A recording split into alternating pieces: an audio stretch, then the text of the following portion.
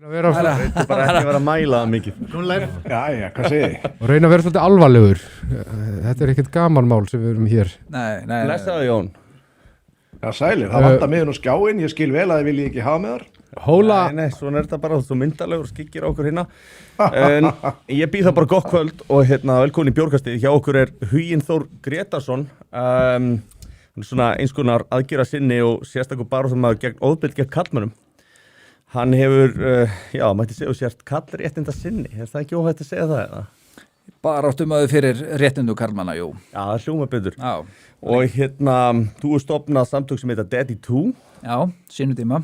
Já, og síðan samtök karla athvarf. Já. Velkomin í þáttinn. Takk kærlega fyrir. Gott að koma á vettvang þar sem hægt að ræða hlutina. Já, og Sverrir Helgason hérna með okkur. Jón Þormar, hann hérna á Spáni og hann komin sýnist mér upp á skjáin. Já.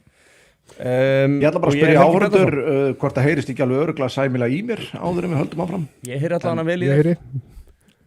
Ég heyri og sé. Við litlar áhyggjur. Það höfum engar áhyggjur á því. Kannski spurning á við fáið aðeins lengur miðjunni. Er það ekki skemmtilegra? Hvað segir þú um það? Mér finnst það mjög skemmtilegt. Já, mér finnst þetta geggja. Af því að þú veist, hann nefnilega í ramman. Já.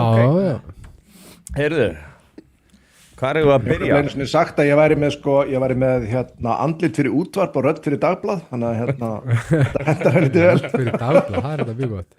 Heyrðu. Þú ert góð manneskja, ég horfði svolítið í það.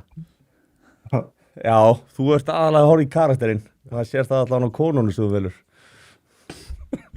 Ég segir ég ætla bara að byrja, ég ætla bara að opna á ef ekki bara skjóta okkur bara strax í huginn. Opnum samtalið. Segð okkur aðeins frá þessu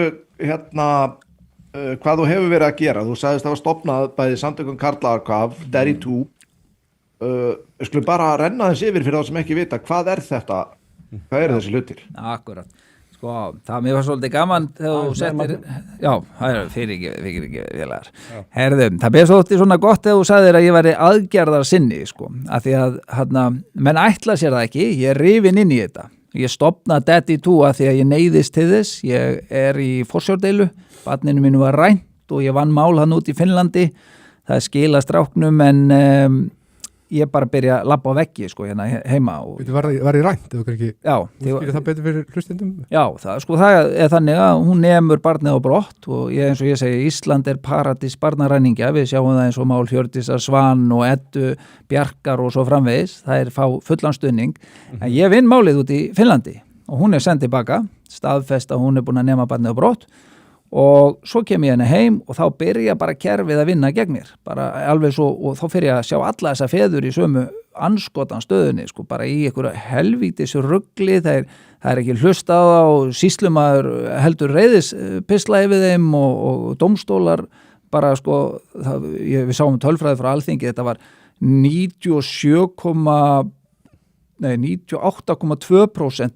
mála þar sem var þurft að velja milli hver inni á unnu konur í dómstólum. Ef ég má skjóta inn, að vinur minn, hann var í ykkur svona deilu og hann var að skoða konuna sem var að sjá málið hjá sýslumanni og sko eitthvað svona prófælmyndirnar hjá henni á Facebook sko og hún var með svona ég trúi konum badge á prófælmyndin sinni og það var ok, skilur hlutleysið, Já, starfsmaðurinn var bara þannig sem að sá málið hjá sýslumannum það liggur fyrir nött þetta bara nött og við erum að tala að þetta alveg nákvæmlega það sem að lendi í að þeir eyðileggja mál manna menn eru kannski miklu betri stöðu með fín mál, ég var nýkomið sigur í Finnlandi, barnið sent heim og sýslumaður byrjaði bara að rústa málinu fyrir mér. Hvernig byrjaði hann að rústa málinu? Þú ert að lýsa þarna, finnst manni í svona kerfi sem að feður mæta algjöri andstöðu og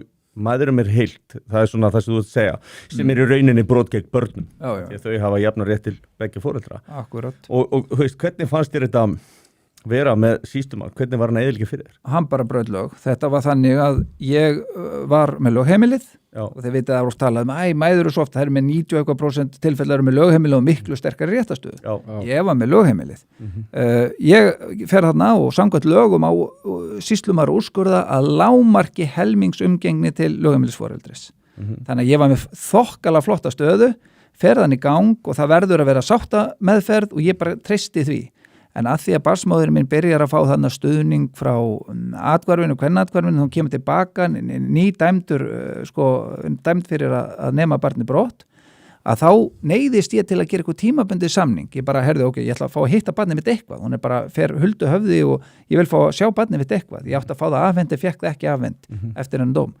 Þú ert ekki dæmdur þarna eða hefur aldrei verið dæmdur fyrir aldrei verið nokkuð skapaðan hlut. Ég er bara þannig að í rauninni það er komið fram við þig eins og mann sem hefur verið dæmdur fyrir eitthvað bara að því að hún fer upp í kvennaatkvarfið og segir eitthvað og þá mátt þú bara ekki hitta barnið þitt. Já, í rauninni var ekkert svoleiðis komið. Það er bara, hún notar atkvarfið til þess að fela sig með barnið og neitar að leyfa mér að sjá þá. Ég verð bara örvendingar. Þannig þetta er bara tálmun. Já, bara tálmun í byrjun. En býtu, svo kemur einhver tímabundið samningur. Já, ég neyðist til að skrifa upp á hitta barnið eitthvað 3 í viku til að byrja með, bara til að rjúfa algjöra útilokun, Já, en þeir hafa ekki viljað hjálpa þér að þú veist, stoppa þessa tálmun. Nei, þeir gera það ekki almennt, það er langt ferli sem að tapar gríðal á að reyna. Þannig að það sem þú ert að segja er að tálmun á Íslandi er bara eitthvað sem virkar og í rauninni þeir sem að vilja misnota þá aðstöðu geta beitt tálmun til þess að knýja fram alls konar tímabundna samningar. Ég skilja það rétt. Já,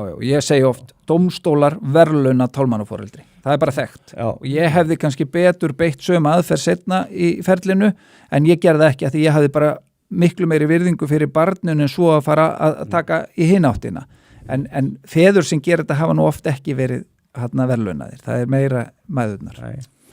En það sem hann gerir, hann brýtur lög. Það er lögbundi. Ég bara reikna út, ég er í þessari stöðu, ég get gert þennan tímabunda samning og það mun síðan verða úrskurða hjá sýslumanni og ég er komin í svakala flotta stöðu.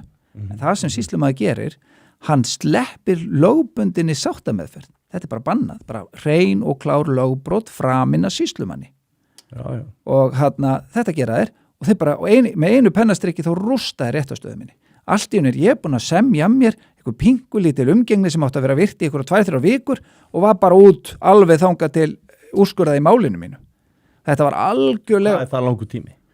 Það voru einhver 8 mánuðir. Já. Þannig að þeir, og svo notar dómari þetta seinna meir, segir, hei, býtu, barnið er mest búin að vera hjá móður, að meira vant móður. Akkurat. En þannig að sjáu hvernig kerfi... Þetta er grínlaust þetta er notaður og slá mörgum árum, maður heyrt það.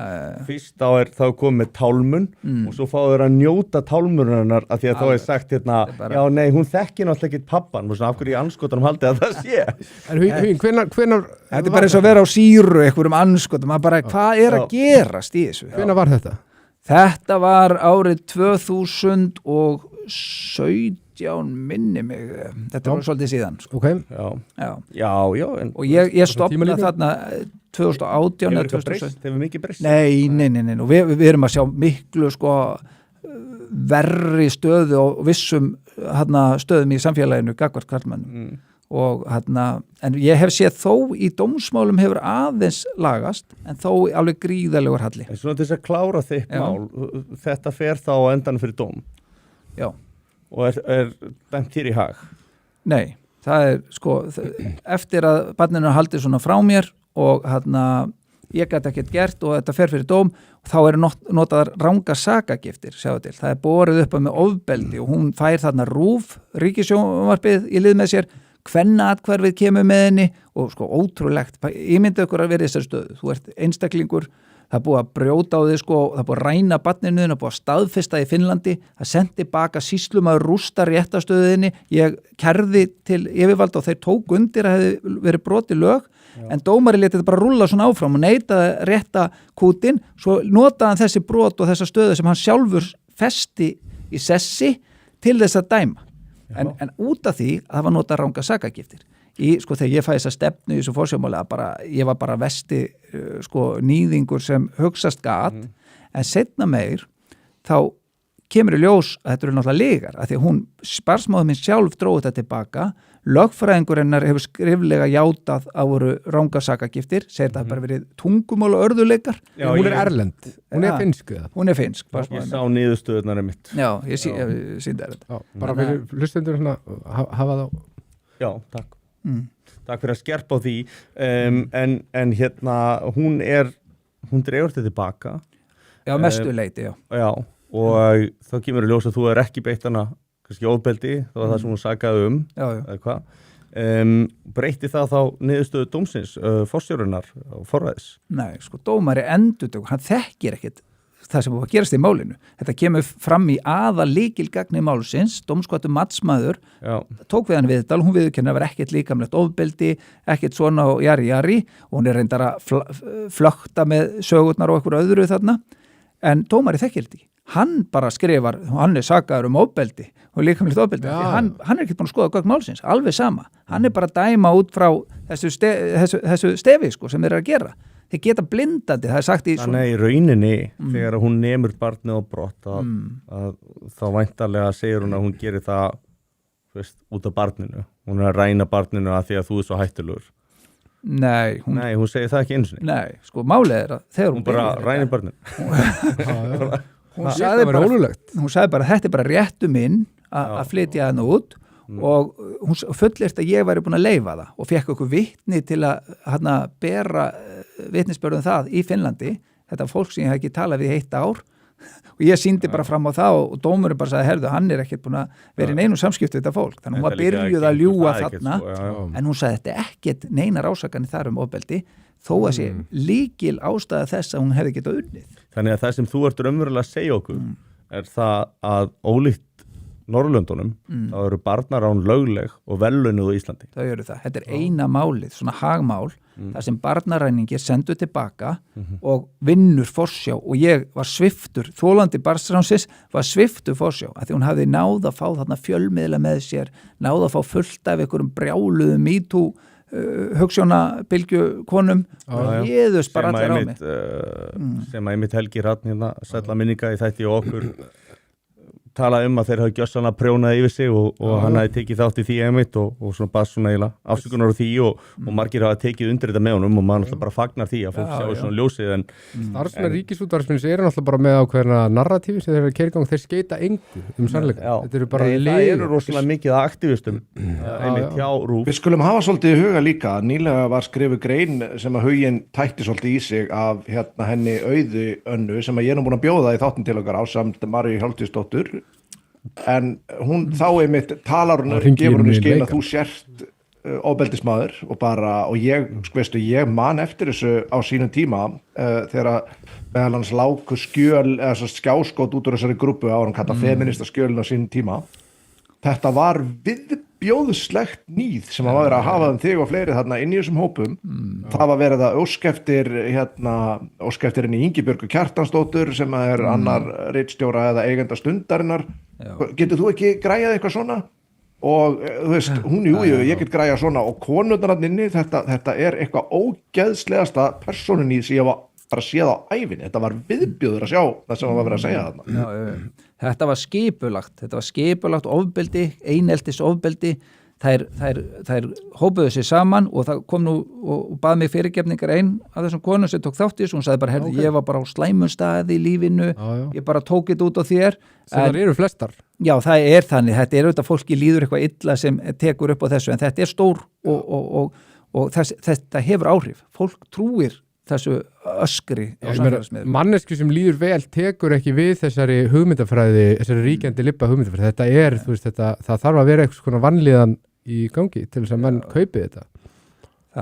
Það var hún Gyða, ég tek hatt minn ofan fyrir henni Gyðu og hún mætti þarna með þér í podcast og kemur á óvart að það skulle ekki hafa fengið mér í athygli. Við höfum nú rækta. Hún lýsti þessu einmitt, við höfum tekið þetta svolítið fyrir, en hún lýsti því einmitt að það hefði verið þarna þetta hefði verið skipulagt þarna hefði það verið 40-50 manna hópur eða kvenna hópur og þær hefðu bara og þetta eru með konur hérna í áhrifastöðum sem hlusta þessi öskur hér hefur miklu meiri áhrif heldur en fólk heldur þótt að sé fámennari hópur og ég ber mikla virðingu fyrir henni að hafa stíið þarna fram beðið afsökunar og viðurkennt sinn hlut í þessu. Ég ætla mikla virðingu skilu fyrir. Að bæta, það kemur ekkert á óvart að það hafi enginn pikkað þetta upp, sko. Þetta passar ekki við narratífuna.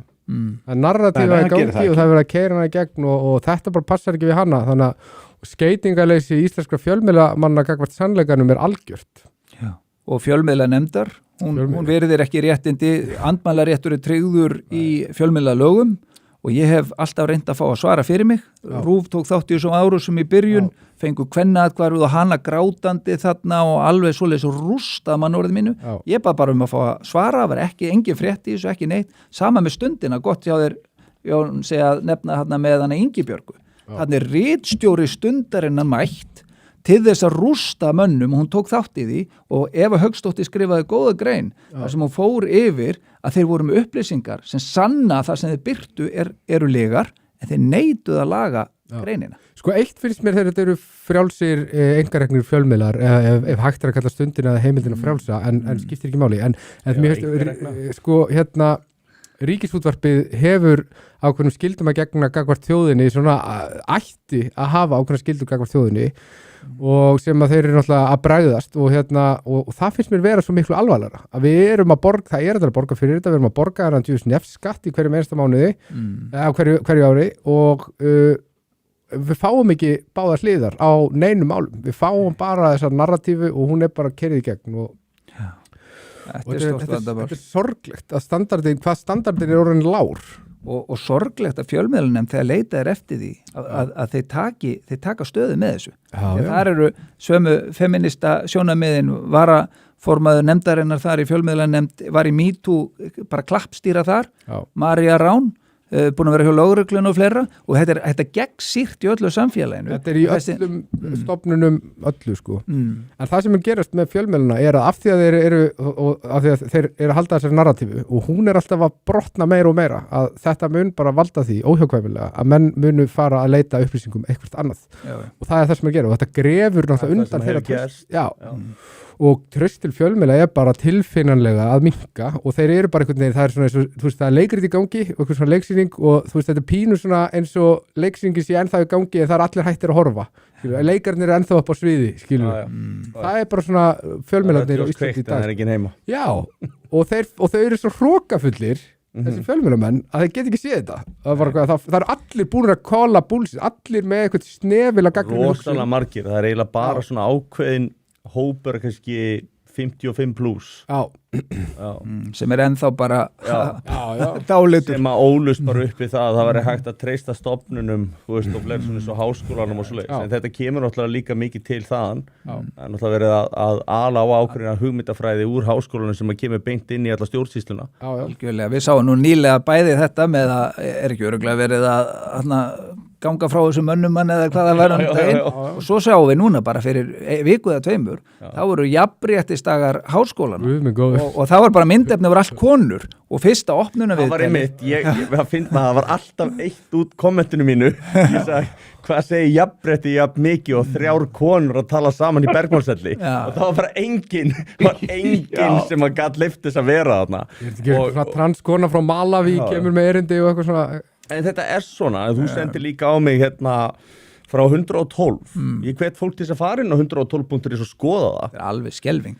Það er sem sagt, það eru bara konur samkvæmt svona myndskreitingunum sem að verða fyrir ofbeldi og bara karlmenn sem beita því og við erum ekkert að tala um eitthvað 1 eða 2 myndir, við erum bara að tala um þetta er ekki 20 myndir og þetta er alltaf sko, það er alltaf verið að kynngera ofbeldið og það er ekkert jafnrétti þarna, þetta er rosalega sérstakt sko og hérna það er narratívan. Og þetta er narratívan, það er það sem er búið að þú veist, það er, og þetta er okkur kallhattur. Þetta er bara stofnun að búa til rangar hugmyndir í huga fólk og svo kemur þú sem karlmaður þann inn og ætla bara að herða ég ætla að leita mér aðstóðar og svona svo byrjar að fletta hana og skrolla eitthvað í gegn og þetta er allt konu bara og þú bara ert einni út í þínu hotni með bara, þeir bara áframskilu þetta er ekki til boði. Þegar þú fórst í gegnum þetta var þetta á MeToo tíman? Já, ég var svo óheppinn. Ég hefði sennilega ekki lent svona. Það er ábyggilega versti tími til þess að hafa verið í svona baráttu af öllum tímum sem hafa nokkuð tíma riðið yfir bara í mannkynssögunni. Já, ég var slátrað gjörsamlega. Ég get sagt ykkur að sko andlega bara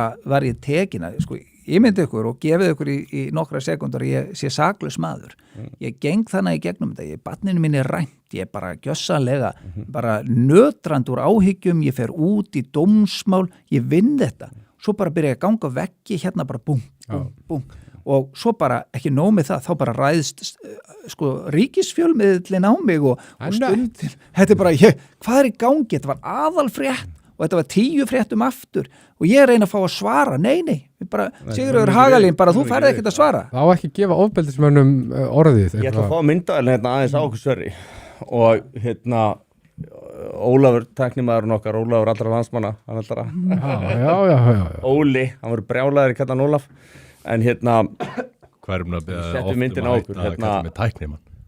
ég held að fólk þurfa að átta sig á einu að ímyndum okkur bara í smástund að þú sért kona barnið er tekið að þér það er farið til annars lands skilurðu og það er dæmt þannig að karlinn raunverulega rændi barnin og þetta heldur áfram, þetta hættir ekki og svo allt í hennu fer kerfið á mótinni, það vill enginn hlusta á hana síðan kemur dómsmálaráðherra og segir ég trúi þér ekki að því að þú veist, þú er kona sem er rauninni mótsögnin í því að segja ég trúi bara konum, er það ekki? Jú. Svo heldur þetta bara áfram og ég held að við þurfum að spyrja okkur hvernig fyndist okkur að svona er þið komið fram við konu og MeToo-hreyfingin og viðbröð allra á þessu tímabili voru þau að nei, við sættum okkur ekki við það en það er algjörlega fullkomlega í lagi að koma þannig fram við þig og það er hægt að brjóta á þér alveg vinstri hægri og það er allt í lagi og það er meiri sér svo samþykkt að ógeðunum þetta hjá RÚV sem að vilja ekki einu sinni virða sanngjarna málsmeðferð eða gefa þið þau réttindi sem þú sannarlega átt að fá. Þeir trú ekki á hana. Þeir eru ekki tilbúinir að veita þið það. Og svo talaður jafnrétti og svo talaður alls konar svona. Ég eiginlega bara, maður svona eiginlega, þú veist, þetta er ótrúlegt. Já. Þetta myndi aldrei gerast. Þetta myndi aldrei rúlla ef þú væri kona. Aldrei, og við vitum það, og allir vita. Pældu í þessari Eddu þarna, hitt hún ekki Edda sem að þetta stál börnunum í Noregi? Edda Björk. Já. Og það búið að dæma hana á öllum dómstigum. Ímyndið eitthvað kallkyns ofbeldismann aftur, sem er búið að dæma á öllum dómstigum. Og hann rænir börnunum og fer með þau til annars land. Heldur að myndi fá þessa prinsessu meðferð sem að hún fekk. Þetta er bara galið. Og þú veist, ekki bara prinsessu meðferð, það komu hópar af algjörum rítard sem að voru lokuðu veginum frá Hólmsheiði, svo væri ekki þetta bara obstruction of justice börnin út og bara, já, þú veist, aktivistar bara komin til bjargar, það hefði ekki gerst í öfutildi. Þetta er rosalegt dæmi og ég er að sjá, sko, ég sé rosalega mikið af svona ekki alveg svona grófum en sko eins og pappatips og svona maður sér gífulega marga koma í algjöru úrræðaleysi í þessum forsjármálum. Þetta er rosalega ljótt. Bara niðurbrot, veist að kerfið er að búa til andlega úrvinda einstaklinga. Kallmenn eru bara, veist, sko sumir hafa bara því miður tekið eigi líf en margir eru bara ónýtir. Þeir verða bara gjössanlega ekki full starfandi einstaklingar í samfélaginu eftir þetta. Af hverju ætti þér að vilja það? Já og svo það, langar mann að vera hluta af svona samfélagi sem kemur svona fram við einstakling. Nei. Þetta er ógeðslegt. Ég hef veitt nokkru svona drykklöngu stundum með manni sem var formaður foreldrajafnréttis. Já. Og hann fer að segja mér alla sögurnar. Og maður var bara svona, veist, ég hugsaði svona fyrst með mér, er ég að tala svona við Sóleyju Tómasdóttur, þú veist, kallmanna? En svo fór maður, þú veist, að því að hann náttúrulega sér alveg eins og hún náttúrulega var á ákveðnu stað í lífinu, mammenar yfir stígamótum og hún sá bara konur í ákveðnu ljósi, að kallmenn, þar leiðandi líka, það að vera að beita þær ofbeldi og leita þanga. Þessi maður var akkurat bara búin að sjá hina hliðina, meira og minna, því þetta var, foreldrajafnrétti, þetta var svolítið svona kalllægt og kannski vegna þess að konur þurfti ekki mikið að leita rétta sinns að þau fengu jafn mikið hjálp frá kerfinu eins og þú lýsir. Já. Þá fór ég bara svona að sjá bara, það er rosalega mikið af málum og ekkert eðlilega mikið af málum og hann segir mig það að ég man rétt, nú þórum maður að fullera neitt með öryrkja á þess að Gunnars ég er ekki komin tími til að staðfesta það að lækna samfélaginu og öllum að þetta sé stórkostlega vandamál. Ég er ekki komin tími til að þú látir öryrkja í friði, Helgi.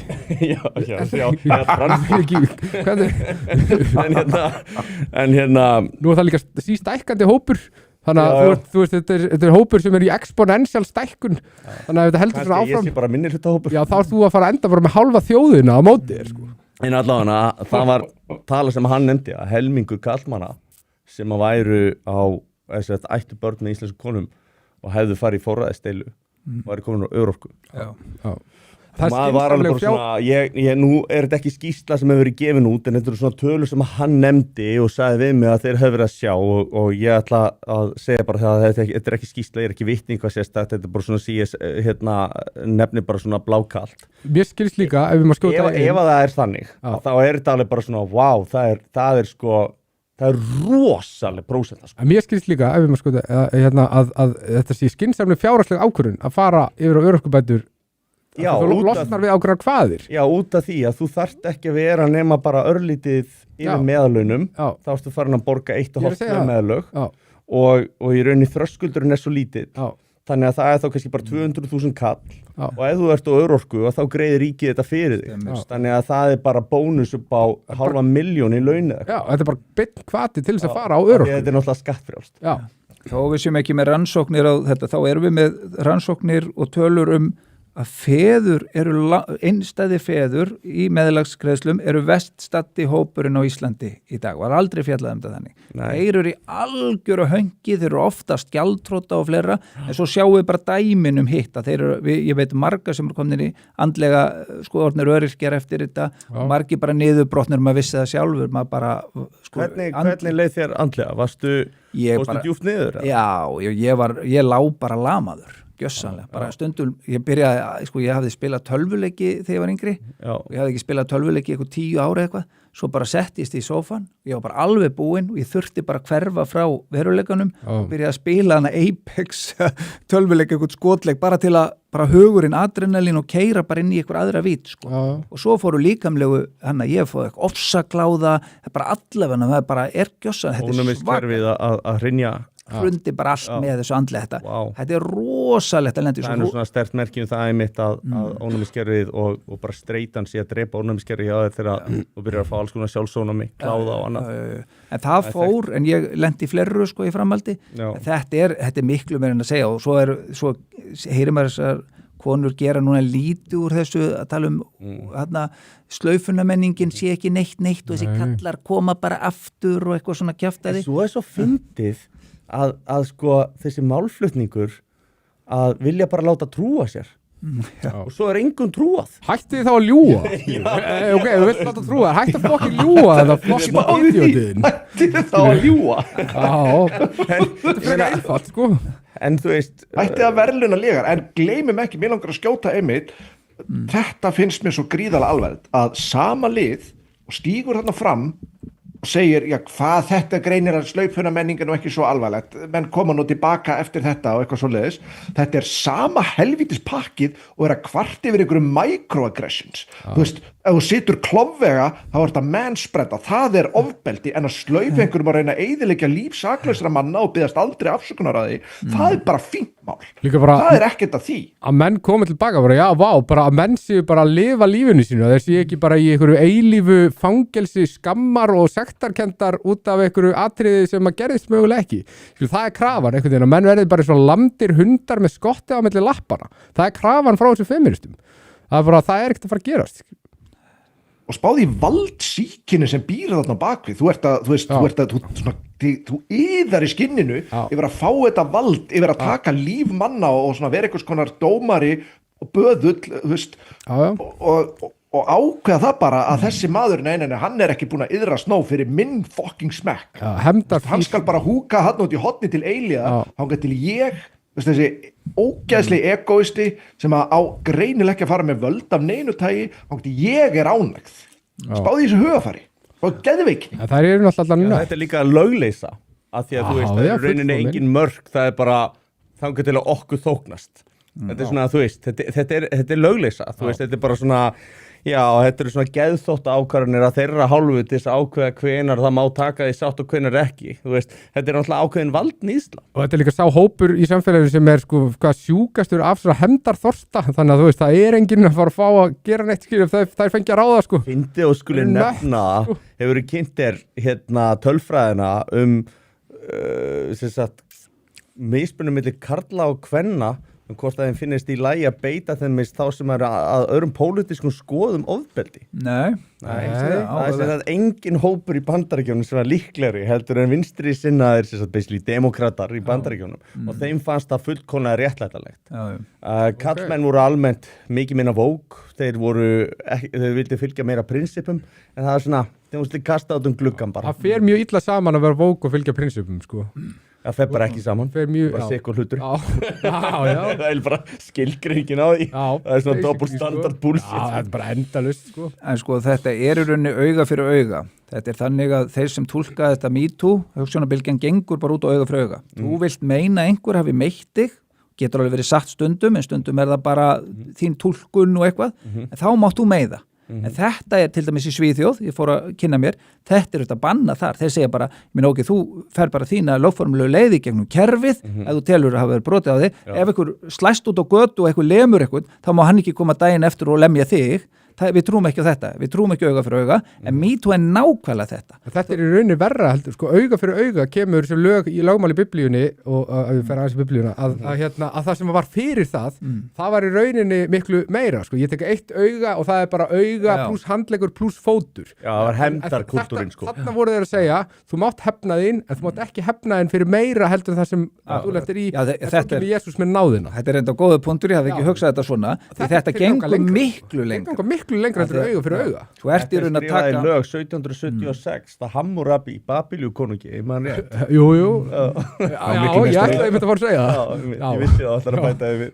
En svo annað, drengir, það er þegar ríkið predikar þetta. Þegar ríkið er farið ríkislögreglustjóri með ráðstefnur eða landsfundi og þar koma einstaklinga fram, núna bara í síðustu viku var landssamráðsfundur, þar sem samtökum karlaðkvar fengu ekki að flytja erindi. Fyrirgefðu Huginn, ég ætla að fá að trufla þig aðeins, ég ætla nefnilega að taka komment bara eftir 5 mínútur og þá ætla ég að fara betur í akkurat þetta, þannig að Ok, höldu þessu þá bara geymum þetta. Já, akkurat þetta umræðefni, en mér langar þá bara áður en ég tek kommenti rétt að bomba því hérna á að sko það sem að gera þetta líka verst af öllu finnst mér, það er þegar menn er búið að sína að menn eru saklausir, þá eru þetta svo miklar hefndar og tilfinningaverur sem eru þarna á ferðinni, að meira, það er búið að byggja upp í hjartanu og hausnum svo mikla óvild, gagnvart mönnunum, að meira segja þeir reynast saklausir, þá er hatrið orðið svo mikið að það er ekki nóg að vera saklaus. Fattaru? Þú ætla samt að refsa þeim að því að þér finnst hann svo ógeðslegur að því þú ert búin að mynda þessa skoðun á hann. Sko, þessi ásakana menning, ásökun jamt og sekt, jamt og réttlátt hatur er í rauninni bara einhvers konar form og geðröskun. Þú veist, þetta er einhvers konar múksefjun. Það sem að það er fullt af fólki sem að hefur verið borið haft að röngu sögum og það hefur verið svona reglan, já ok, ef hann er sýknaður að því að þú veist að þá látu við koma til friði og þá nær það ekki lengra. En þetta bara þýðir alls ekki það í dag. Nei. Það er rauninni þýðir bara að við náðum ekki að sanna að þú sett sigur. Það er það sem það þýðir. Það er bara þannig. Og það er enginn tilbúin að virða þetta einhvern veginn. Þeim finnst það einkennilegt að það þurfi að sanna sekt.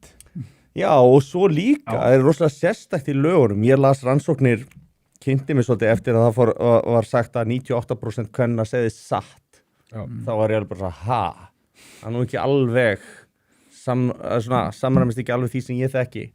Og ég fór svona, ok, ég fer á pubmed.com eða Google skólar og fer að fletta upp rannsóknum. Það kemur í ljósa, þetta var náttúrulega bara alls ekkert svona, en þá kemur í ljósa sem sagt 2% af ásökunum eru sem sagt 2% af þeim konum sem að ásöka eru dæmdar fyrir ranga sakagifti. Þannig við vitum að það er ekki minna en 2% af þeim sem eru að ljúga. Það er staðfest. Svo kemur í ljós í rannsóknum að þetta er rauninni miklu hærra hlutfall sem er vitað að ljúga af yfirvöldum og yfirvöld voru að meta þarna í flestur rannsóknum 6-8% eða upp í 10%. Það sem þið vissu það. Þannig að það er það sem þið vita, þannig að það er líklega meira en það. Og nú er ég bara vitni í rannsóknir. Þetta er ekki mín persónulega skoðun eins og kannski sumir kunna stundum að rangtúlka hlutina. Ég bara ræði út frá tölfræði og upplýsingu sem við höfum. Og ég fór svona að hugsa bara, það þýðir að segjum að sakfellingar hlutfall af þeim sem eru ásakar og nauðgun séu 5%. Allt það á milli. er óvitað. Það er óvitað. Já, En svo fengur bara einhverjir aðilar, segjum bara þessi 2% og þessi 2% og þessi sjúkstlega lágt hlutfall. Það eru þá jafnmargir. Það eru 96% sem þú hefur ekki hugmynd og þetta kemur bara einhver kona fram, segir Edda Fallag og segir 98% konar segir þetta. Og þetta var bara þetta át fólk bara eins og einhverju fokkin gubbifisk. Þetta var bara í gangi á RÚV, þetta var bara narratífan frá fokkin lega útvarpinu þarna. En hvað finnst þér til það með að dómsmálaráðherra sjálfstæðismanna á þeim tíma Áslaugu Arna að hún hafi stigið fram og hún sagði ég trúi í einhverjum myndbandinu eða maður rétt og hún svona staðfestir þessi skilaboð einhvern veginn svona reykur botnin í miðbandi, ég man ekki árið hvað hún sagði. Hún er pólitísku vindhanni. Já, hún er að taka þarna svona populista ákvörðun og maður hefði haldið sem dómsmálaráðherra ætti hún að vera að verja hagsmuni einstaklinga og réttláta málsmeðferð. Hvernig laðist það í þig? Ég meina Víðir yfirlögreglu þó tók líka þátt í þessu. Það kemur nú ekki óvart. En ég er að meina að skilur, þannig ertu komin skilaboð. Þarna bara sendi dómsmálaráðherra inn í lögreglan mjög skýr skilaboð. Herðu, við bara trúum og treystum konum og við styðjum konur og yfirmaður hjá lögreglan gera það sama. En ef við þýðum þetta yfir á svona eðlilegt tungumál, að þá erum raunin að segja við trúum ekki karlmönnum, við trúum ásakendum og ásökun jafngildir sekt. Já. Það er svona næstu því, þú veist, það er svona alveg á þeim mörkum. Ég ætla bara að vitna aftur í, ríkislögreglustjóri var með fund í síðustu viku. Þar segir einn, við verðum bara að viðurkenna, þegar konur koma að kæra, við verðum bara að viðurkenna það sem það segja. Þetta er fundur á vegum ríkislögreglustjóra Íslands. Það er ekki hægt að segja þetta aftur. Sko, það kemur kona sem er fengið þarna á sama tíma og samtökum karlaðar fá ekki vera með. Þá eru þarna konur að koma og tala um konur og þá segir einn, við verðum bara að viðurkenna það sem þarna, sá sem kemur og kærir er að segja.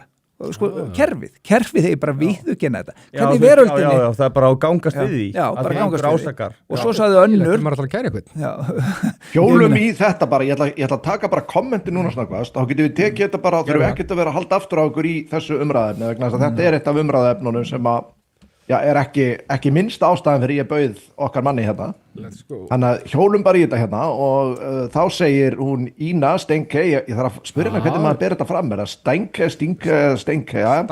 siðferðislögregla mætt, segir hún, gæða kona.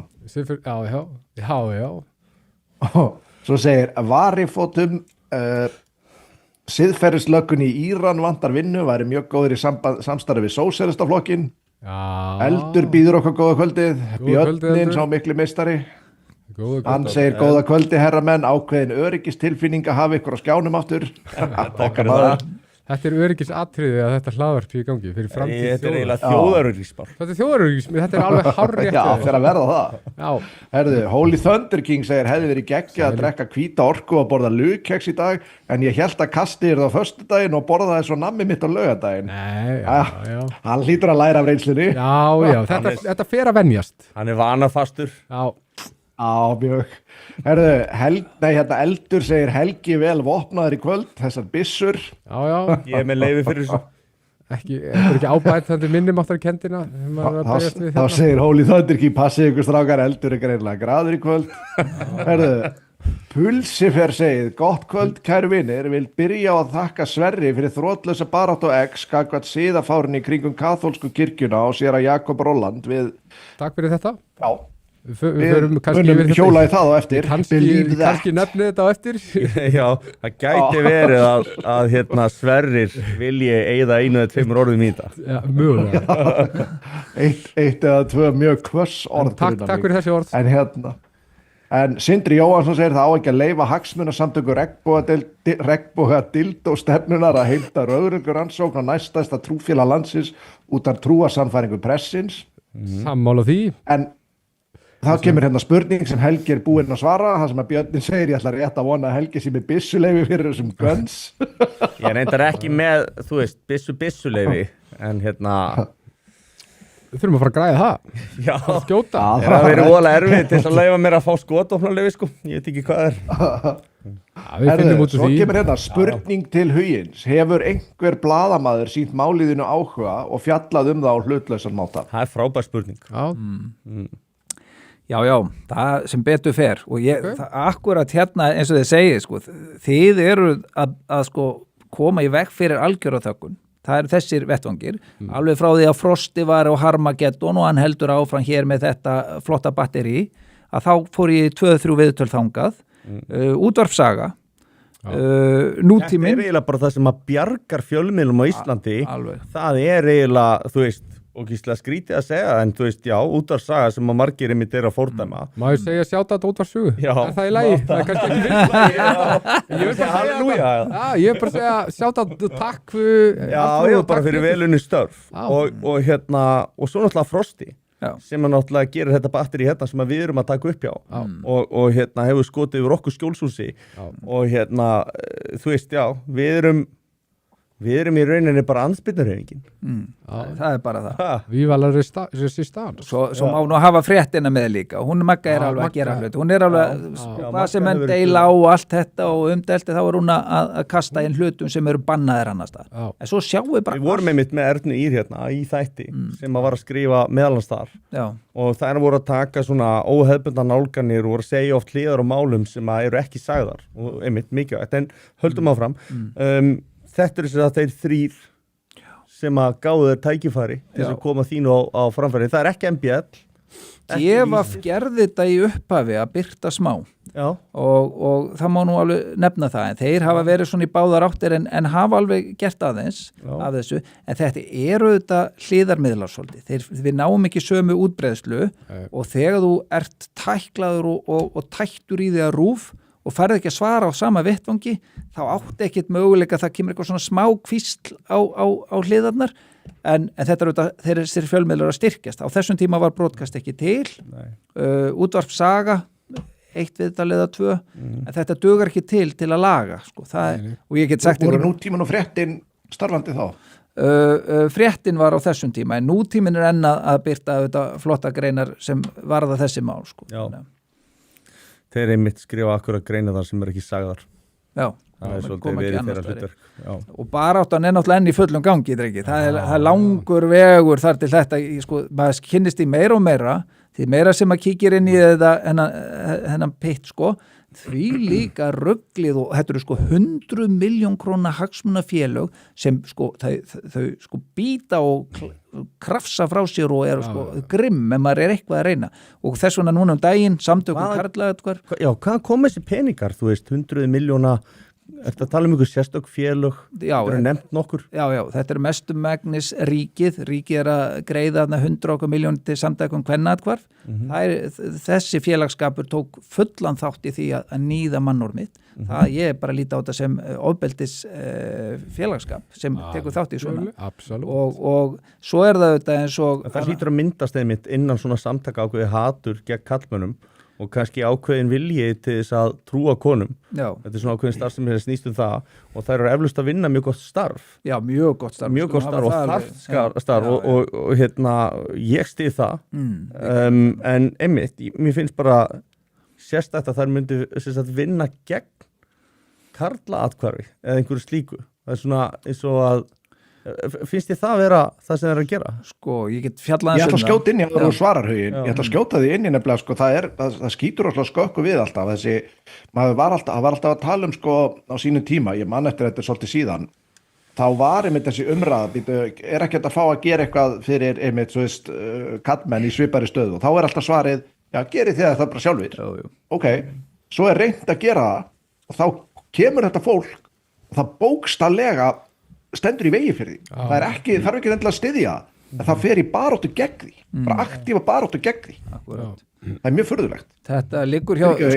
Þetta er svona hagsmunaárekstra, sko. Ég get bara sagt að hérna... Þetta eru 100 miljónir, þú nefnir hérna kvennaatkvarfið. Já, nú ætla ég að segja, sko, hjá félagsmálaráðuneytinu eru starfandi hópur sem eru, ein þeirra heitir Lovísa Lillendal og hún er líka í stjórn Bjarkarhlíðar.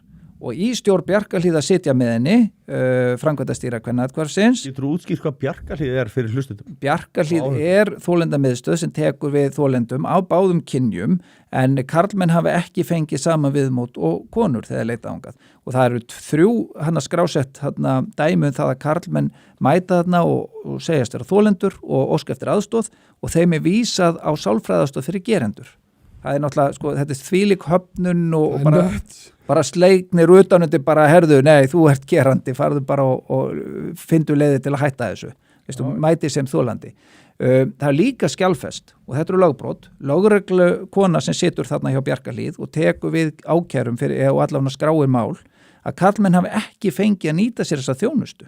Þannig að Bjarkarhlíð gefur svo út fyrir að vera þolendamiðstöð fyrir bæði kynin en við sjáum bara eins og Jenny sem er núna í forsvari, hún talar eingöngum konur og þetta er alveg svoleiðis áróðin en þarna, þannig að þetta eru svona sterk samtök sem eru ekki bara, takk eftir, samtökum Kvennaathvarf og Bjarkarhlíð og Stígamót, þetta eru ekki bara að sinna þessu jákvæða starfi sem er að gera og það eru reyndar líka að sinna mikilvægu starfi sem er hagsmunagæsla kvenna, en svo kíkjum við á karlmenn. Það er ekkert engin samtök eða neitt sem fór neina peninga og við erum núna með lagasetningu nálgunabann með rafrænu eftirliti og þar situr fulltrúi frá samtökum Kvennaathvarf. Það er engin fulltrúi sem gætir hagsmuna karlmanna. Þetta er allt sniðið að því að karlmenn séu gerendur. Öll notkun í dag á nálgunabanni er út frá... Ég skilst að þessi sama með foreldrajafnrétti.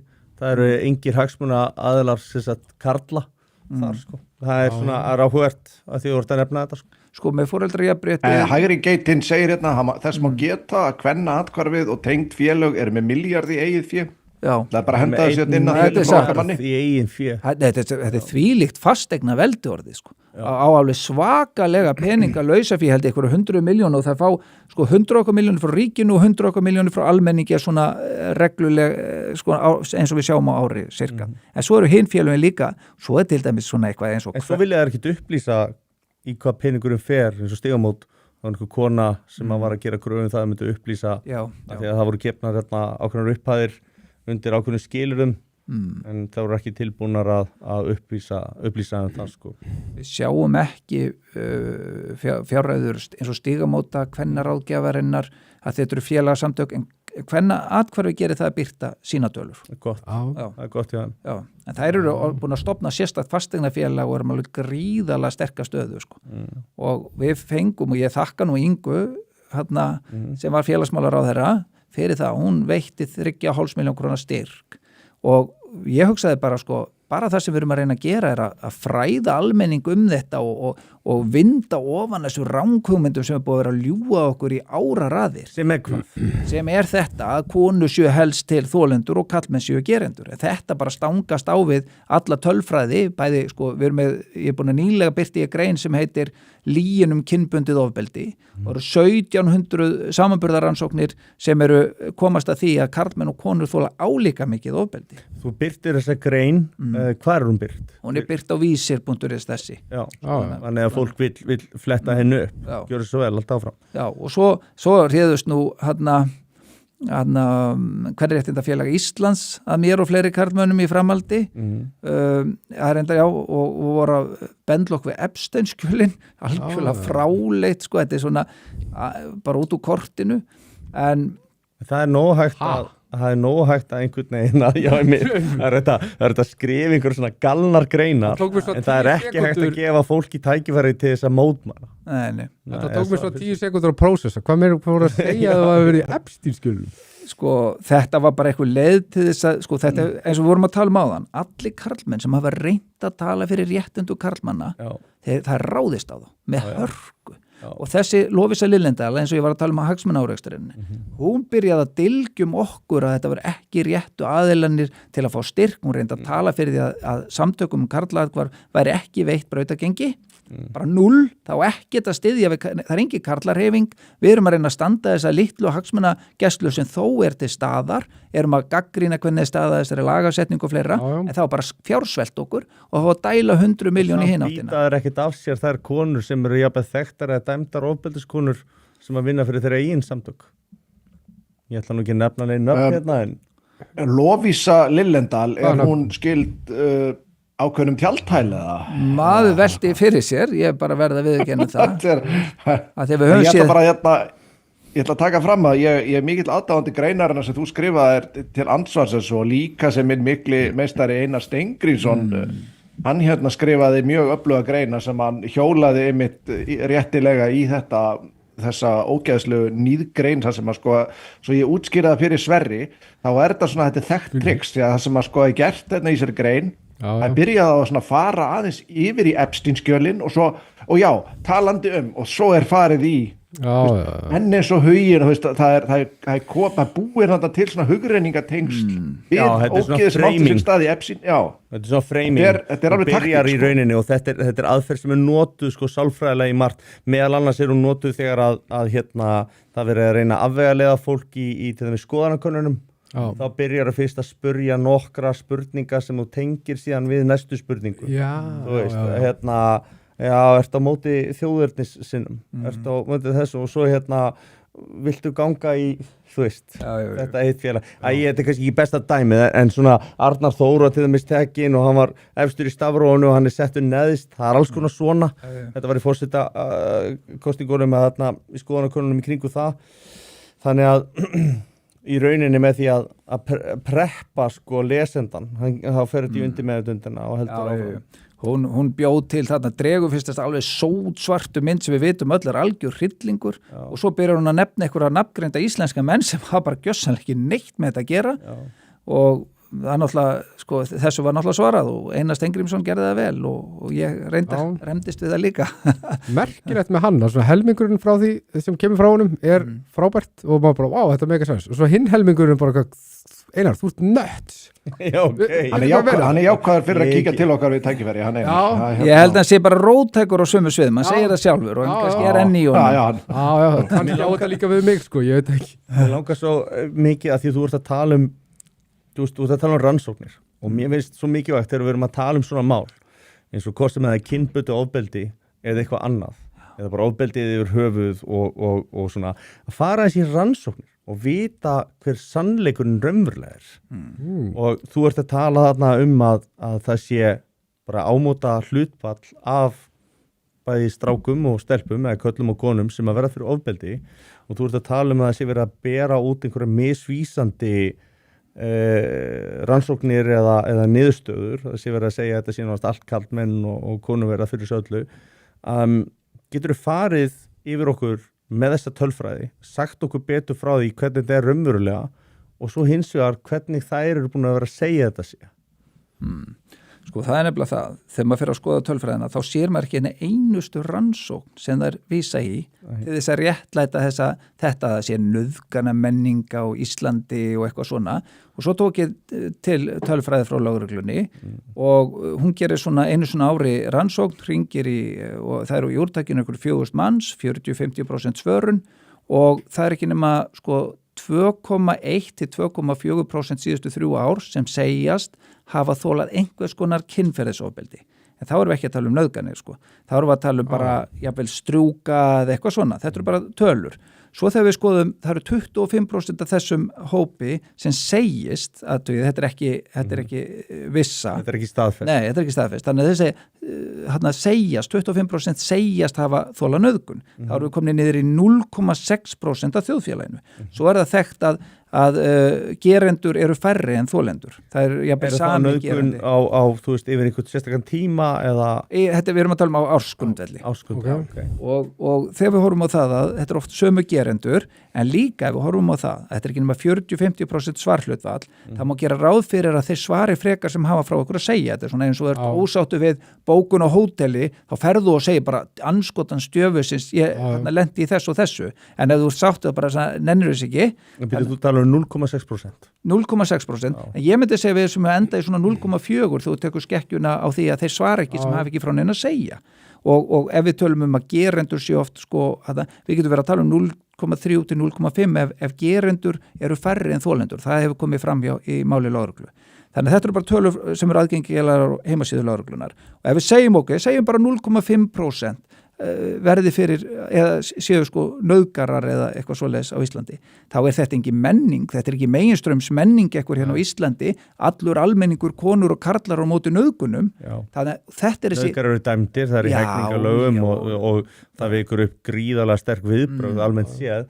Ég meina það enginn sem jákvæður, ég hef aldrei verið í hópi karlmanna sem jákvæður ykkar nauðgara. Nei, en sjáu hvernig lýin og þetta meginströms lýi og sjáu með kynbundið ofbeldi. Þetta sko, hlustið á dómsmálaráðherra landsins, hann talar alltaf konur þegar hann talar ofbeldi, hann segir aldrei karlmenn.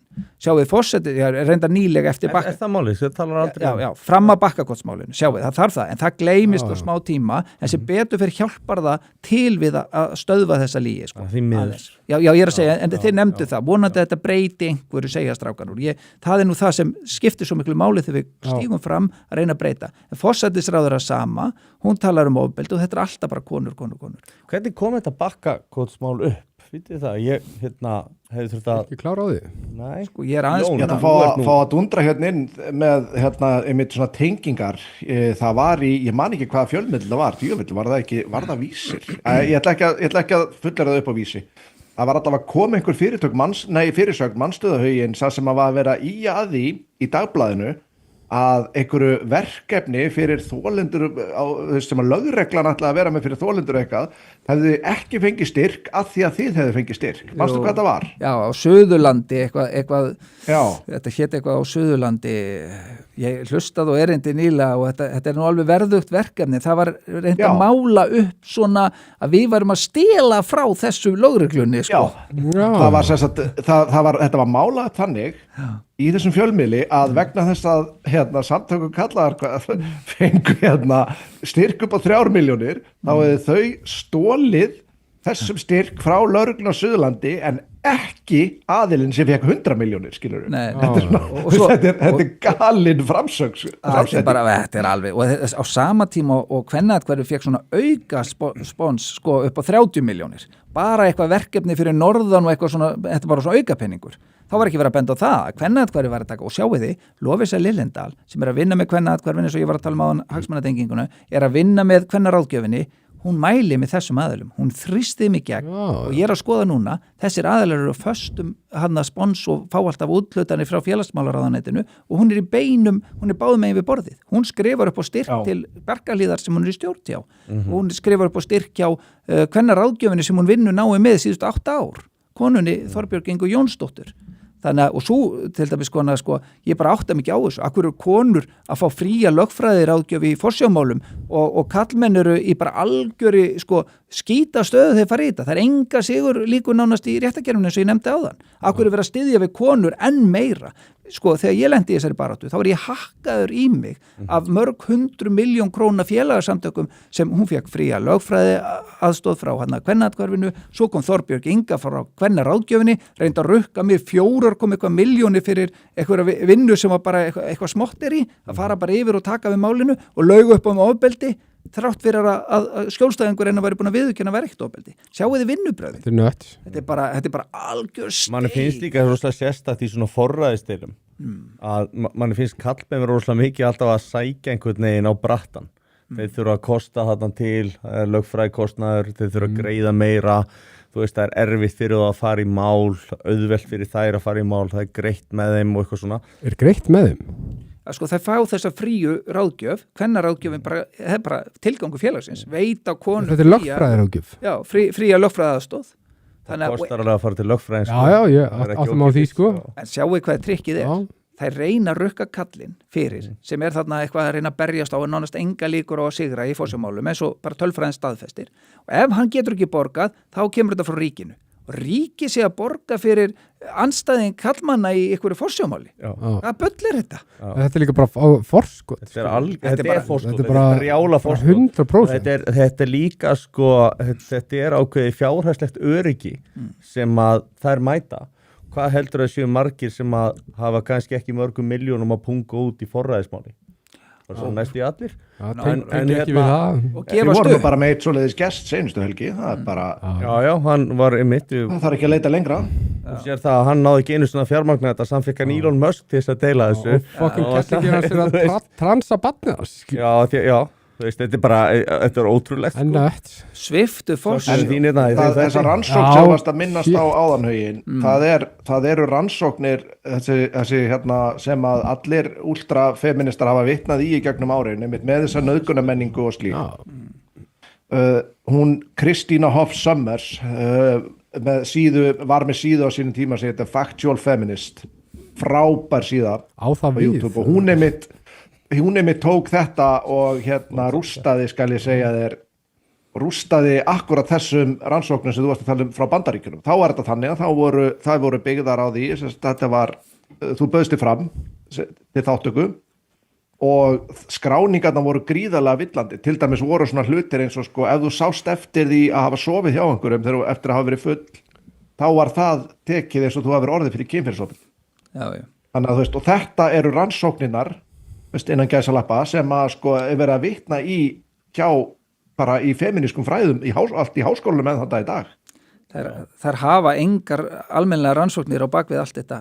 Ég hef ekkert séð. Það hlýtur að segja sitt. Ég hef búin að vera liggi í þessu, ég hef aldrei séð. Það var kona sem birti grein í dag, Guðný held ég hún heiti, og hún segir menn sem hata konur í framhaldi að þessari grein minni að kynbundið ofbeldi sé lygi. Og hún segir þreytt setning og svo segir hún hérna þetta er ógeðslega. Ég held að hún fá alveg hattur sko, en það er bara tengist henni sko. En ég er að segja sko að hún segir það er tölfræðin sem enginn getur nekt, og svo vísa hún ekki neina tölfræði. Ég hef aldrei séð neina tölfræði, aldrei neina rannsóknir, ekkert, 0. Nei, það er bara sagt hvort þetta sé verra ef að vera kallaður maður sem hatar konur eða maður sem elskar karla, hvort það sé verið titill. Ef þær gætu lesið sér til gagns og hefðu eitthvað svona lágmarks talnaskilning, þá væru þær náttúrulega ekki feministar.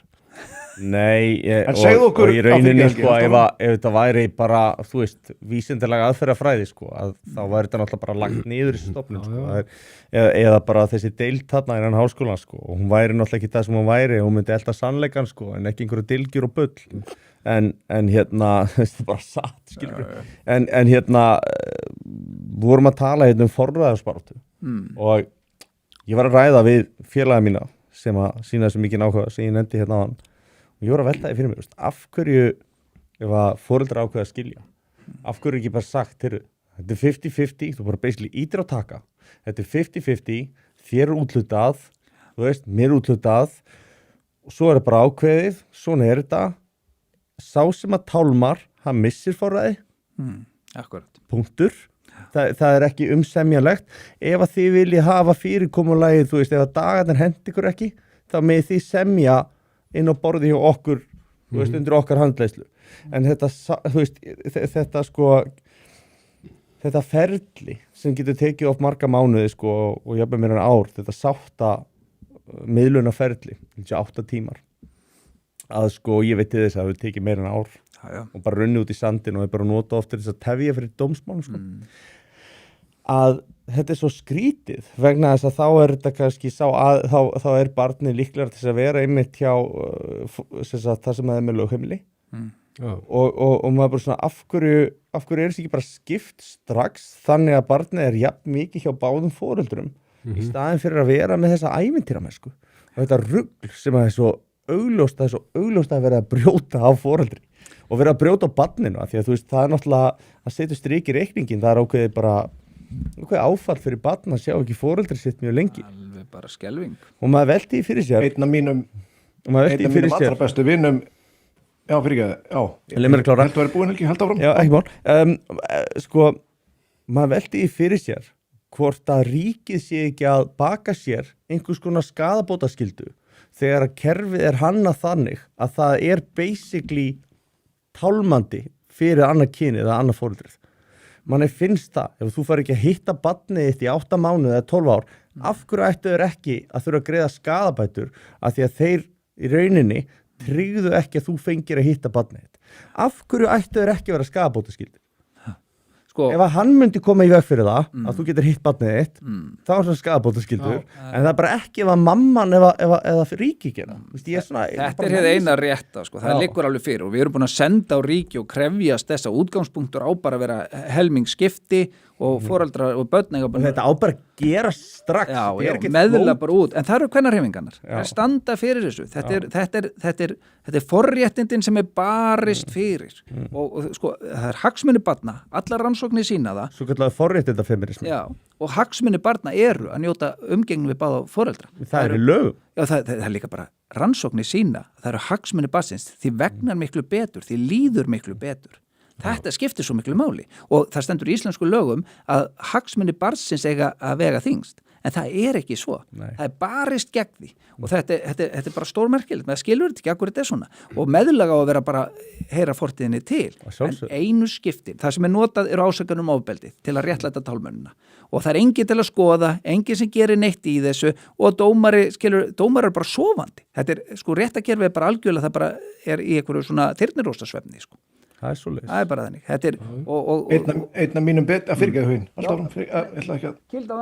Þetta minni betri vinum gekk í gegnum skilnað hann þau voru að skilja í góðu og voru búin að ákveða það að þau ætlaði að deila forræði en þegar að hún fer til ráðgjafa ég man ekki, ég held að það vera á vegum sýslumanns þá er henni ráðlagt að reyna að fá forræði yfir börnunum og hvernig og það sé, að henni er sagt bara að það sé ekkert mál að græja það að því verði rettað og það verði komið sem sagt niður á honum í rauninni, hún muni vinna það alltaf Þetta er skilaboð hún vildi þetta ekki Ég veit mörg svona dæmi og eitt bara sem er mjög nálægt mér sem að einmitt þau sömdu sín á milli að hún myndi, að hann myndi fá lögheimilið en hann ætlaði að halda áfram sem sagt að borginni meðla og eitthvað svona þrátt fyrir að vera ekki með barnið af því að hann vantaði peningana og hann langaði bara að passa upp á barnið og svo hún var aðeins að sækja sér til peningunum þannig að hann er maður svona orðað þetta er rosalega heiðlaus strákur hann dílar rauninu þetta þannig að hann borgar úr eigin vasa, barnabætur og allt svona jafngildi þannig að hún heldur áfram að fá alla peningana þráttur að hann sé með barnið allan tíman og þá er bara sagt við hann nei, þú veist, þú getur alveg tryggt í þetta og þú getur fengið meira svona og getur fengið meira einsinn og hann og hún virti þetta við hann og hann stóði sitt en þetta er útrúlega klikka kerfi hann hefði þurft basically að borga þetta allt til þess að þú veist, þetta er bara fjárkún hún er líka í stöðu núna, hún er bara með pungin á honum í blandara og hún getur kvítt á takkan hverja sem er, ég er ekki að segja hún sé að gera það en ég er bara að segja að það er vont að vita af því að hún geti gert það hún er aðeins að íta púlstakkan skilur, bara aðeins að fyrst í takkanum skilur að þeir sögðu mig að ég geti þú veist eitthvað en vonandi er hún góð og þetta er líka bara svo er þetta bara þú veist eitt SMS eða símtal eða messenger skilaboð eða eitthvað eða bara heyrðu ég er ekki alveg Já, svo hætti bara allt innu við eitthvað samkomulag sko, ef það er í þeirri stöðu en það vondur fjárhagslegur ávinningu fyrir því að semja og gera rétt í þessu máli þú vilt sko, jafnvel það sem kallar er að því að hann nefndi hann að pappadýft, menn eru oft með börni meira en eru samt að borga meðlag skilur og móðurinn með lögheimil og fleira en það er þessi kvati, það er berjast þvert á hagsmunni barnsins þá þess vegna verður að taka hann vonda fjárhagslega ávinning út, hann á ekki að vera útgangspunkturinn eins og þú nefndir áðan Helgi það er bara jöfn umgengnin með eitthvað annað sé sannað að sé betri fyrir barnið og þá taka þessa meðlagsgreiðslur út, þetta er bara algjörlega Já, bara ákveða bara, þið farið inn á sýslumann.is eða eitthvað eða í þjóðskrá eða hvernig það er ákveða að skrá okkur sambúð og þá bara kemur bara automatist vika punktur og þá þarf ekkert að fara inn að þú veist, einhverja meðferð ef þú getur ekki staðið við það ef þið getur ekki samið ykkur á milli og þið getur gert það hjá sýslumanni að þá bara missir annað foreldrið forræði basically, þú veist, mér finnst líka að rangar sakagiftir eiga einar og sér að vera nótið þess að þú missi forræði. Já, allt svona sem brýtur alveg stórlega gegn rétti ef þú ert að búa til lígar ofbeldi og til þess að halda barni frá hinnu foreldrinu þá að skoða það, komið ljós ofbeldi þá kannski þarf að ræða á hvernig er unnið úr því en komið ljós að sé vera að ljúga það þarf að svifta viðkomandi aðila forsjá. Já, ég meina þá sem að beitir ofbeldi og bara vera dæmdur fyrir það og þá náttúrulega sjálfsög án ekki að þú veist, á að hafa áhrif á umgengningi barna, það er algjörlega skýrust. En sko, ef þú ert að ljúga til þetta og einmitt, jafnvel dregur frambur tilbaka, skilurðu, svona frekar augljóst að þú varst að nota þetta sem einhvers konar leverage í baráttunni, að þá finnst mér frekar augljóst að að þú eigir ekki að vera foreldri sko, eða forráða maður barns ef þú ert farin að ljúga upp á hinn og þessa, veist, þetta lýsir ekki góðri dómgreind og þetta lýsir ekki góðri mannesku, þetta lýsir ekki einstaklingi sem ætti að ala upp barn sko. Nei, en í dag er þetta bara formúla. Þú hættir samskipti við pappa. Það er mælt með þessu hef ég. Jú, ég meina, og kvennaatkvæði stýrir konum inn í þetta, það er bara þannig. Ég er með skýrslutöku frá lögreglu þar sem hún er bara að ýta konunni áfram, já, þá er þetta nú eitthvað svona og þá er þetta svona og bara leiðir hann áfram. Þannig að þú vilt meina að þú hefur heimildi fyrir því að inn í þessum samtökum er verið að reyna að ýta á konur til þess að ásaka mennum einhvers konar ofbeldi sem það hafa ekki enn til að fram. Já, og það spilaði inn á lögin, sjáðu hvað er gert. Okay. Það slitið samskiptum við faðirinn. Eitt af grundvöllum þess að kona fái einforsjá er að foreldra geti ekki unnið saman. Já. Þannig að allt í innu, manneskjan sem slítur á samskiptin og hættir að segja get ekki tala við hinn og svona, þá er hann alltaf velunni fyrir það. Það er ekki herðubítu. Þessi manneska er ómögulega bara slítur alltaf samskiptum sem eru bara venjulegu róli. Þangað til viðkomandi fær ráðleggingu frá kvennaatkvæðinu og öðrum lögfræðingi að gera þetta. Þetta er prógram. Þú þarft faktisk ekki að fá kvata frá okkur annar manneski og þú veist af því að kvatin sé til í kerfinu til þess að gera þetta. Þá þarf það ekki en annar kvinni. Þú veist bara af því og í undir meðutundinni líka, veistu bara af því. Það er gein fyrir mig, mögulega, að ljúga og þú vilt kannski eyða meiri tíma með barninu og þið finnst þú kannski vera betri foreldri heldur en hitt foreldri, eðlilega tilfinningar ef til vill og kannski bara ríkt í einhverjum og bara, já, hún ætti bara frekar að vera hjá móður sinni eða whatever, föður sinni, eða whatever og svo veistu af því, innstinni, það er þessi hvati þarna. Sko, þú ert upplýstur hvernig þú getur unnið og þú ert með hennar kvata, það er rétt hjá þér að ætla, sko, sumir með hennar kvata bara ætla að ná sínu fram alveg óháð öllu öðru og þetta er vinnu þvert á hagsmuni barns, en svo eru lögfræðingar sem upplýsa þig hvernig þetta gerir þetta. Algjörlega. Herðu, allt í einu, ég get sagt eins og barnsmóðir mín. En ertu með upptökur, frásagnir aðila sem að hafa farið í gegnum þetta ferli, eða þú veist, í hverju liggja heimildirna þínar fyrir því að þetta sé gert? Já, sko, ég er með frásögn konu sem fór í kvennaatkvæðið og sagðist hafa lendi því að vera ítt á svona. Okay. Ég er náttúrulega líka með bara mitt mál þar sem konan ber aldrei upp með ofbeldi í brottnámsmáli, ber ekki heldur upp með ofbeldi þegar hún er komið nýja lögmenn, svo fer hún inn í kvennaatkvæðið. Þá allt í einu, búm, springur allt út. Þá allt í einu, Elva Dögg, Ásudóttir, fer með hennu og ég er með skýrslutöku þar sem ég sé bara að hún botnar setninguna. Já, þá er þetta nú ofbeldi, já, þá er þetta nú þetta, skilur. Þannig hún leiðir henni áfram, en líka hringdi mig maður, og ég segi það án þess að gefa upp að þetta var í trúnaði, lögmaður, annars manns, og hann hitti mig og bar saman bækur til þess að fræða sjálfur og svona, hafa hann heyrt viðtal við mig, þar sem ég nefndi Elvu Dögg Ásudóttir og þá var alveg sama saga. Ekkert borið upp ákveðina tegundur ofbeldi þar til hún talaði þess hennar lögmann. Lögfræðingar sem að skrifa þetta opinberlega. Já. Og Facebook-fæslur. Og ég sendi á þig skjóta því áðan þar sem Elva Dögg Ásudóttir viðurkennir að hafa borið fram rangasakir í mitt mál, samt sleppur hún með það og kemst upp með það og segir að þetta hafi verið tungumálörðuleikar sem er náttúrulega kjaftaði, en hún laug því líka að þetta hafi verið leiðrétt, en það var aldrei gert. Þannig að það eru bara, sko, því miður, og hún er lögfræðingur, var allavega lögfræðingur. Það er áhugavert að hún sé Ásudóttir.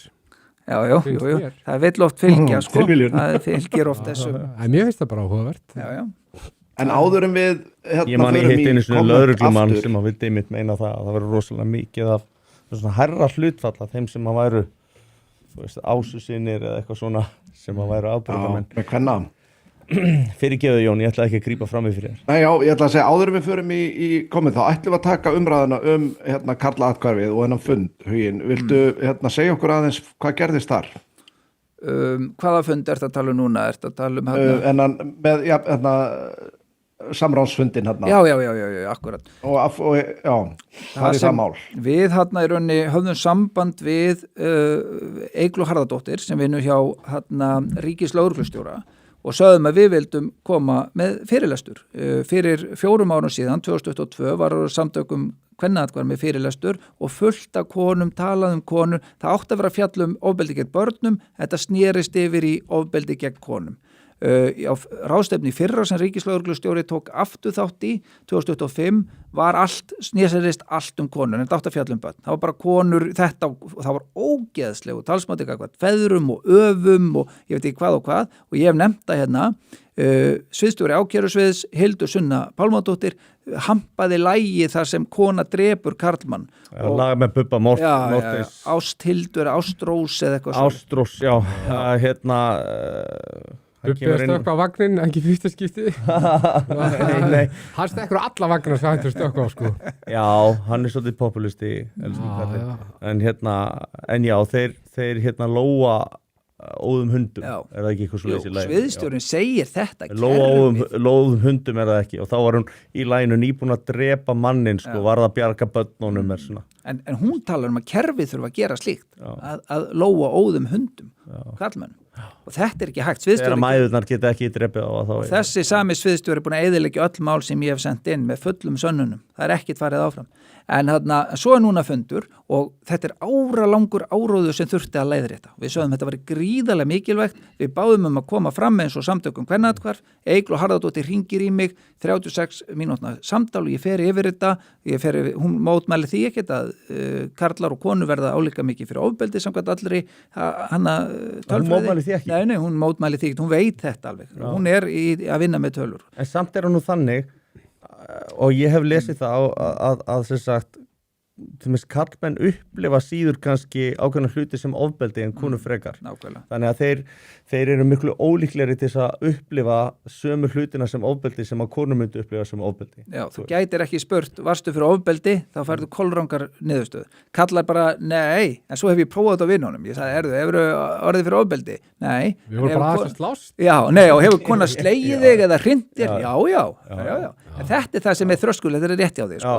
Þess vegna þarf að fara dýpra á henni í spurningunum og spyrja, hefur ykkur gert þetta við þig, hefur upplefað þetta og svo er það að kategoræsa þetta alveg og fara og grafa en kallmenn eru samt ólíklegri til að segja frá þannig að í rannsóknum það sem er farið betur í þetta og þú veist að það er svona aðeins sé hvað erum við að tala og verið að bera þú veist epli sama við epli en ekki epli sama við appelsínur eða verið að bera saman upplifanir að þá kannski kemur þetta betur í ljós þetta sé nýjasta rannsókn sem ég sá frá. Það kemur mér reyndar á óvart þetta sé 50-50. Það gerir okkur öllum. Ég á mjög erfitt með að heila þó mig eins og aðra greinlega, þú veist, en ég verða að skrýtnast ég sá tölur frá Mið-Austurlöndum. Hvað myndur að halda? Maður er bara, veist, það búið að segja okkur. Að þeir væru að berja þær í köku bara. Já, það er ekki. Sömu tölur komu. Þetta var held ég rannsóknarstofa frá Egyptalandi og tók hana Mið-Austurlönd. Það var bara svipað. Inn á heimilinu viðgengst þetta þögla ofbeldi þegar búið að... Mér fannst svo magna, ég man að það var maður sem var held ég yfirgeðlagnir á 4. sjúkrahúsinu á Akureyri sem skrifaði fyrir mörgum árum grein í blaðið manni hvort það vísir eða MBL og þá er hann að tala þetta að samkvæmt öllum alþjóðlegum rannsóknum að þá sé ofbeldið einmitt svolítið jafnt og báð og það kom mér alveg rosalega óvart og þú sagðir einmitt við mig að það væru svona rannsóknir þar sem að voru búið að taka saman á 2.000 rannsóknir, 1700 rannsóknir, það ekki? Jú, það er pask, sko. Já, og þar einmitt kemur þetta fram eða hvað? Jú. Skil ég það rétt? Já, og nýlegar 15 rannsóknir frá Evrópu, sömu niðurstöður, nýlegar.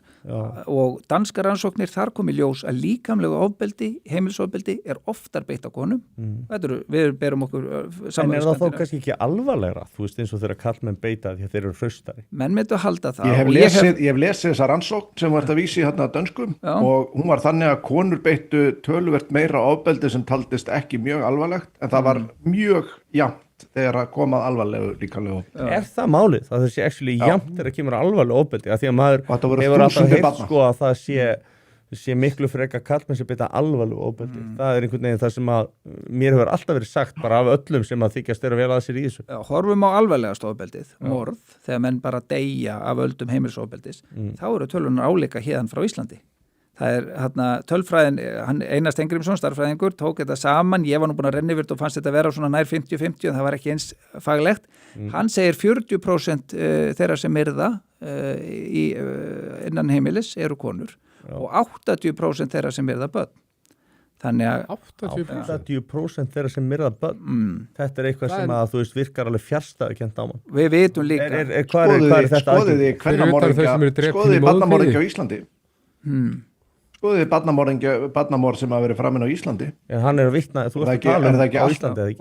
og þetta er íslenska. Já, ok, já, ég held að vera minni yfir höfuð. Já. En ég get nefnt ykkur á tölfræði bæði innlend og erlend af ofbeldi gegn börnum, þar beita konur tölvöld meira ofbeldi. Það gæti skista því að það eru oftar ummunnunar. Ég þekki ekki alveg það djúpt ofan í þetta, en það er allavega þannig. Það var rosalega sérstakt þegar það væri samt ekki leiðrétt fyrir því í rannsóknir. Jú, það ætti nú að vera, en allavega, ef við horfum bara á þessa tölu sem liggja fyrir, þetta er eina sem liggur fyrir, Aðeins sláum alla varnagla. já, og af hverju þá á 2 ráðstefnum, þar sem ríkislögreglustjóri og dómsmálaráðherrar eru saman, að þegar vera að tala um ofbeldi gegn börnum, þá kemur þetta aldrei til tals, aldrei neitt svona. Það er bara kallar og feður og afar og þetta var bara hryllingur að hlusta á þetta. Og að því við vorum, Jónsi talaði um að fara yfir í þetta, svo fer þetta yfir í þessa ráðstefnu sem var núna í síðustu viku, 2026 samráðsfundur, þar sem við vildum bara leiðrétta þetta. Það var ekki nóg, fundur var nokkuð jafn. Hún held ég brást við athugasemdum okkar, það var þannig að reynda mikið talað um konur en það var þetta að trúa sögum, við verðum að taka þessar sögur alvarlega, verðum að viðurkenna eins og ég talaði um áður, en þó var þetta þess að það voru 20 drengja nauðgað á ákveðinni stofnun og þeir gátu ekki sér fært um það að trúa þeim allan á þeim tíma. Það er svona kannski ákveðin áfellisdómur fyrir þessar stofnanir sem hefur verið algjörlega gegnsýrðara konum. Maður velti í fyrir sér ætla að það hef ekki verið tekið mark á þeim að þeir voru strákar. Já, ég velti því upp. Það er ennþá verið að þakka ofbeldi gegn karlmönnum, getur verið að sama hafi átti drengi og eigi svolítið við drengi. Sé ekki hlusta á það eins. Nei. Ég meina það bendir ýmislegt til þess. Ég meina þessi strákar komu, þau sögðu frá einhverju raðin, það var þakkað niður. Þannig að það er svolítið sérstakt. Maður svona ætti erfitt með að sjá að þetta hefði verið brugðist eins við að þetta hefði verið konur. Já, og formaður barnaverndar Reykjavíkur þarna, samkvæmt allavega þeim uppleitingum. Bragi. Hann er barnaverndarstofu, hann var svona yfirmaður og eftirlitsaðili, en barnavernd Reykjavíkur, formaður hennar á þessum tíma, var Benedikt Bogason forseti Hæstaréttar í dag og hann er á þessum tíma og hann kom á þessari ráðstefnu árið 2025 þar sem þessi viðbjóðslegi áróður var í gangi og við höfum beðið að taka ekki þátt í þessu. Dómstólar eiga ekki að vera að taka þátt í svona áróðursráðstefnum eins og hann gerði þar sem segðu þetta aftur, maður sem er forseti Hæstaréttar Íslands sem á að vera hlutlaus út að geta gengið út frá því, hann var fundarstjóri og klappstýra á fundinu 2025 þar sem sviðstjóðir lögreglunar talar að kerfið þurfi að lóa óðum hundum sem eru karlmenn og þar sem var bara hans orð, sko. Nei, en ég er að segja, hann vissi af því, við sáum dagskrána fyrir, við sáum alveg í hvað stemdi, við vorum búin að sjá bara taktinn og við bara bentum honum á að þetta veri ekki faglegt að taka þátt í þessu og svo var þetta bara allt konur, þó að þetta fjallum börn, þá fór þetta eitthvað þangað, svona helmingur af fyrirlestunum sem voru með megn, bara karl fyrirletningu eða áróður staðalímyndir. Ég skil þig, þá finnst þér einhvern veginn að þessi jafnréttis barátta í heilsinni hafi einhvern veginn bara verið rænt af einum hópi.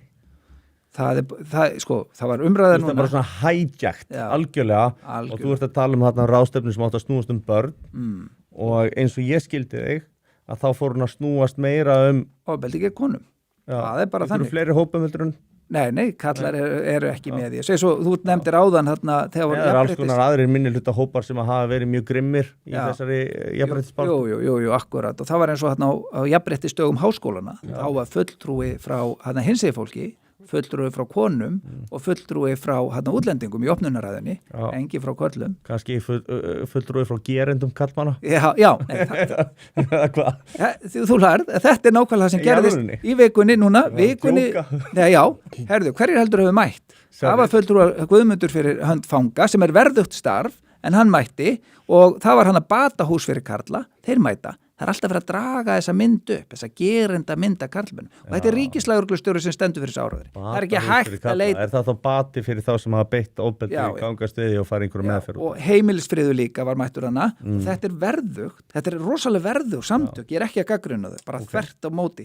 En að þessum er boðið, samtökum karlaðkvar, einu samtökin sem er að benda á að karlmenn eru líka þolendur, helmingur alls ofbeldis, megi ekki vera með. Nei, en svona bara svo að sé skert á því. Þú ert ekki að gaggrýna kvennaathvarfið. Þú ert ekki þeirra góðastar. Nei. Þú ert bara að segja, heyrðu, það eru annmarkar hérna sem að þarf að passa upp á. Við þurfum að vera sanngjarnir gagnvart öllum.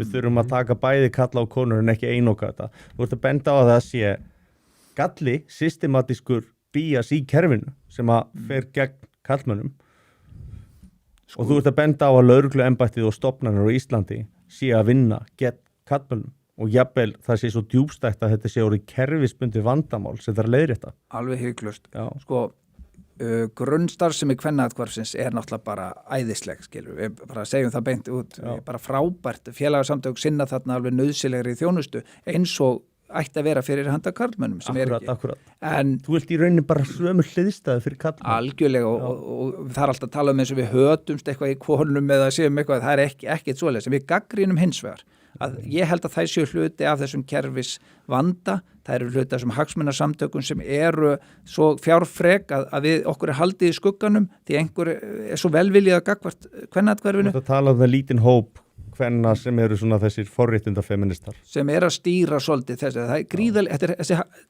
þetta tengsla net og það eru með í öllum ákvörðunum og er að setja lög sem eru mjög kvenlæg og fleira og kalla hagsmunasamtök eru hvergi nærri, sko. Þannig að og það virðist vera að ég man að ég sá einhvern tíðan að Björn Bjarnason dómsmálaráðherra kallaði eftir endurskoðun á forræðislöggjöfinni og svo var það einhver Sif held ég friðlýs síðan seinna og það var alltaf eftir það að hafa átt að gera þetta svona rosalega jafnt að það var kona í manningu og hann heitir innan háskólans og fengið til að skrifa lögin og þetta var bara stórslis að breyti bókstaflega engu. Þá var hún fengin til að gera það aftur og aftur hún er alltaf með þetta. Hún er alltaf aftur og það er alveg sama. Þannig að núna verður nábyggilega fengin til að skrifa þetta aftur bara til að geta að skrifa einhverja aðra eins vittleysu sem er einhvern veginn ekki jafnréttisstefna og svo mæla þetta er rosalega skrítið hvernig þetta fær að líðast. Já. Og þetta er búið að vera svona brot alveg á öllum sviðum jafnréttismáli. Ég ætla að þú varst að nefna ég sá umræðu frá Danmörku. Þar segja þessi risastóru kvennarhreyfingar, það stýra orðið allri umræðunni, það stýra öllum lobbyisma og inn í stjórnmálunum farin að stýra öllum jafnréttis iðnaðinum, þetta er bara en iðnaður. Það er að fá mörgu sinnum meira en karlarhreyfingar og þessi hagsmunarhreyfingar og svo sterkað að karlar mega sér bara einskins í samanburði. En þú er ekkert pælt í því að skráði í kallréttindadeildina hjá háskólanum sem er ekki til. En er ekki frekar svarið við þessu í staðan fyrir þetta bara lýsir sér að hugsa til þess að þessi stofnun sem er með feministka kynjadeild sem snýst bara konur einhvern veginn Sko fyrir mér þá er þetta er langhúsið og þetta er þetta svona kvenlægstjórnmál og okkur svona.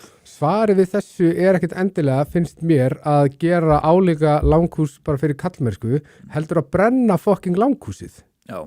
Og skilur, þú veist ekki eitthvað svona, það er eitthvað svona kerfi sem að hillir konum okkur sem við verum að gera eitthvað annað kerfi sem að hillir kallmennu stað, bara nei, við verum bara að brenna þetta fokkin kerfi, skilur. Þetta er rauninni tvær aðferðir, það er þessi sem þú nefnir og svo hins vegar held ég bara, þú veist að það verða að vera einhvers konar mótvægisaðgerðir, af því að þú veist að það er eins og þú nefnir, þú talaður til dæmis hluta þolenda eftir kyni. Það þarf að leiðrétta svolítið. Hvert er, þú veist, hlutfall eftir kyni, þolenda, samkvæmt rannsóknum? Það er breytilegt eftir rannsóknunum en það endar nokkunni en þannig þú sért með sambærilega, nokkuð jafn. Já, en í kynferðisbrotum, veistu hvað það er? Já, nei, ég er ekki nákvæmlega með það en síðustu frétt sem ég man eftir að hafa lesið, þá var eins og þolendur karlkyns væru þarna þriðjungur. Þannig að það er, ég tel að sé... Ég hef lesið aðeins lægri próstur en þú, en ég er kannski ekki í jafn nýjum rannsóknum, svo langt síðan ég las það. En hvað er hátt hlutfall, hvenær sem misnótt að kalla sem að næst?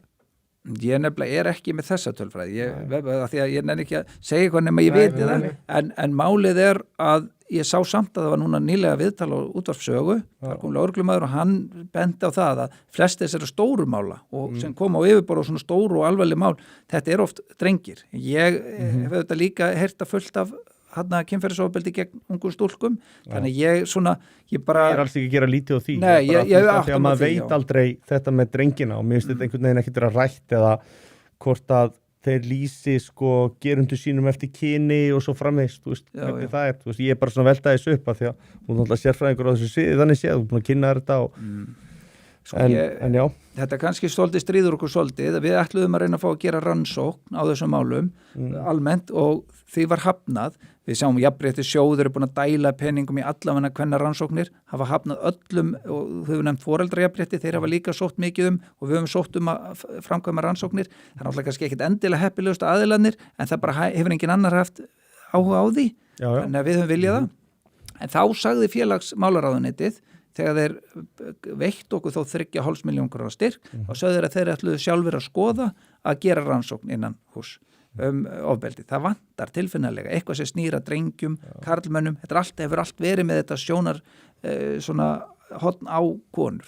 Nema lögreglan, en lögreglan þegar ykkur hringir í þið segist vera frá lögreglun að gera rannsókn, það ekkit víst að þetta hafi endilega besta svona áhrif á hvernig þú svarar, sko. En ekki líklegt að það sé einhverja konur bara innan kynjafræðideildarinnar sem að myndu taka þetta að sér sem að ættu kannski ekki að vera í forsvari fyrir þessa rannsókn? Við sáum mjög skakka rannsókn koma frá háskólum í Reykjavík nýlega. Hún var alveg bara mjög förðuleg. Við vorum að reyna að grafa hans ofan í það. Þannig að það er alveg á hreinu að það, sko, sumar af þessum feminísku rannsóknum, það er ekki mark á þeim takandi, sko. Það er eina sem ég sé svona bara eitthvað. En Jón, þú ætlaðir að ég ætla að segja nú skal ég segja allir við aðeins að fara að skipta gír þetta, við ætlum að hjóla í komment nokkur og ég veit að ég er búin að sjá 2 góða spurningar til Hugins þar, hann að áður við förum í það sem er efst á brennur Sverri mikið á hjartan, við ætlum að fara í það eftir kommentin og ég ætla að hjóla aðeins í þetta bitunum við, hvert var ég komin hér er það, skal ég segja það, segir Rúnar Gerard, okkar maður, væri þægilegt að fara í fangelsi fyrir að vera kaþólskur, fyrstu kemur, fyrstu fær, frýr matur, húsnæði og gym. Flottur, Marín og Skeving segir flottur bólusverðir, heilagur Jóhannes Páll Annar, Íslandsvinur. Þetta er kóngurinn. Easy. Björnin segir ef ég myndi byrja drykkjuleik þar sem ég myndi taka skot í hver skiti sem Sverrir segir narratífa þá var ég dauður. Já, við erum að pæla hvaða narratífu við erum að lifa eftir.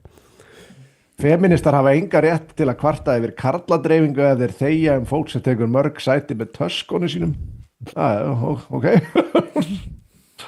Svavar 88 segir orðheppni listamenn spáði því hér árið að hatri myndi sigra, ég sá ekki betur en að þeim hafi verið haldið hæst uppi af þeim sem bera mesta hatrið, hefur hatrið þegar sigrað. Herðu, Ína tekur af allan vafa og það er Steinke sem hún segir hendur borið fram. Hún segir Kvenréttindafélag Íslands er miður handónýtt fyrirbæri þar til einhver vírusvörnum búin að taka til þar. Rugli sem þau hafa látið frá sér undanfarið er alveg reynd ótrúlegt. Hér kemur ákveðið eitt sem ég er að velta fyrir mér, finnst einhver að miðflokkurinn er í mikilli hættu að vera astrotörfaður af sjöllum og íhaldsmönnum. Já. Astrotörfaður, þetta er svolítið Sverrir, myndið þú vilja útskýra þetta hugtak fyrir okkur? Ég átti mig ekki alveg astrotörfaður, þú veist, langhúsaður eða bara eitthvað breytist í eitthvað stuttbuxnaklúbb eða eitthvað kvennaklúbb eða eitthvað áslöður. Hvað er með langhúsaður? Taki yfir þetta eitthvað svona kvenlægt tilfinningapólitík og eitthvað svona konuklúbbar og það sem að þetta eru hús Írukvæja sem að voru frumbyggjar í Mið-Ameríku held ég. Þetta var svona samfélag inn í langhúsunum sem var dóminerað af konum og þetta var svona það var áberandi þetta inni var að svona tilfinningalegu öryggi manna var forgangsraðað mjög hátt og yfir sannleika. Skilur það er bara svona þú veist, basically vókismi. Þetta er bara vókismi. Já, fílustjórnun. Þetta er en ég var alveg til að svara þessu. Ég hef alveg miklar áhyggjur af því sko.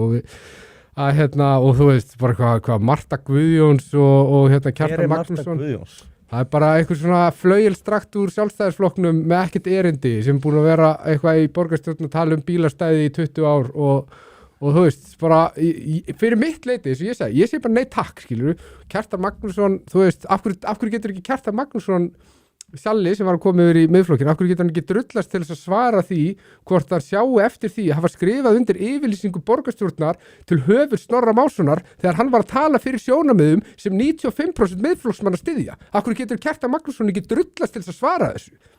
Það er magnað. Já. Þannig að hann basically skrifaði undir yfirlýsingu sem fekk gegn Snorra Mássyni öllu líkindum. Marta gerði það líka. Já. en eru svo komna núna í flokkin að berjast fyrir málefni sem að hann brennur fyrir. Og á svo að setja þetta lið á lista í Reykjavík yfir einhverja miðflokksmenn sem Þetta er að vera þetta rosalega lengi sem sérstakt. brenna fyrir málstæðum. Ég tók líka eftir því að það var þarna, nú þekki ég ekki þá stelpu og ég held að þetta sé nú ekki sama kona. Gömul kona. Já, það var í öðru sæti í Reykjavík, þar einhver ritari eða aðstofakona Áslaugar Örnu sem einmitt, við vorum að tala hérna Áslaugar Arna fyrir beint gegn kallmönnum og þar leiðandi Ara Edvald hann sér líka og manni finnst þetta bara að vera svo skrítin kontrast, þú veist, að því að ég er allur fyrir fólk sem hæfileikaríkt, ég er allur fyrir svona, þú veist, að ef þú ert þarna út af því að, þú veist, út af eigin ágæti. En þegar að bara svona ákveðin prinsip-pólitík verið fara, nú veit ég ekki hvort að þessi kona var bara að þú veist, hella upp á kaffi og bara þannig aðstofkona eða hvort að hún maður svona hefði haldið að hún þyrfti að vera svona svolítið pólitíst og sömu línu, sko. Það sem ég vil fá að vita er hver ákveður þetta? Það sem ég vil fá að vita er af því fyrir einu ári þá var hún bara í þessum partíum hjá Áslaugu Örnu að hjálpa henni að reyna að vera formaður Sjálfstæðisflokksins. Það sem ég vil vita er hvort að Kristín Kolbrún, hvað hefur breyst á þessu einu ári, því hún hefur aldrei útskýrt það. Hvert er hennar erindi og þú veist, hver er hennar pólitík, hvað hefur breyst á þessu einu ári og eigum við að láta eins og hún væri í miðflokknum ef að vinkona hennar hefði orðið formaður. Eigum við að láta þannig? Förum aðeins yfir þessi málefni. Þú veist, Áslaug Arna var náttúrulega svo sem basically klappaði niður þá sem voru að benda á að það gæti orðið útlendinga, þú veist, ef að útlendingalöggjöf er ekki breytt að það gæti að skapa ákveðin vandamála í samfélaginu dýrkeypt. Þeir voru bara klappaði niður, það bara klappaði og stappaði og öskra þannig að þeir þurfti að yfirgefa salinn. Sko, þetta er væntanlega stuðningskona hennar. Einu ári. Þetta er svolítið þvert á einhvern veginn hugmyndafræði miðflokksins útlendingalög. Það er erfitt að styðja þetta, skilur við. Það er erfitt að brenna fyrir þessu. Og svo einmitt eins og við komum inn og sanngjarna málsmeðferð.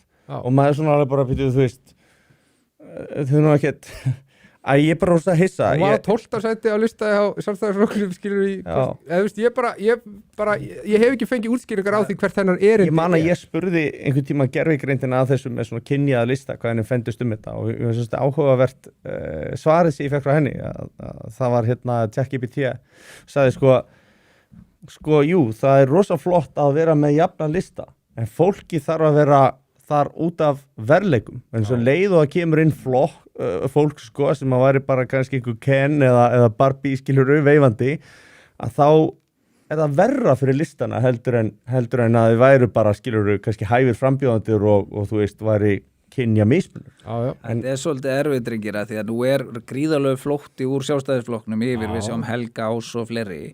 Þannig að þú ert óhjákvæmilega að fá fullt af fólki og þá kom einhverju sem hafa verið á listunum og vilja taka sæti og það er mjög erfitt auðvitað ef maður er að horfa á það að menn er að flýja Sjálfstæðisflokkin út af einhvern stefnumálum, svo hoppar yfir í næsta og er þeir þá réttu aðilanni til að leiða starfið þar. Voru þau líka að flýja út af stefnumálum? Já, líka, það er nefnilega málið. Þú veist, er þetta framapót Helgi Ás flúði Sjálfstæðisflokkin út af stefnumálum. Það er nokkuð ljóst. Hann hefur ekki átt samleið með þeim nokkuð lengi, búin að vera miklu meiri harlínumaður heldur en þeir lengi.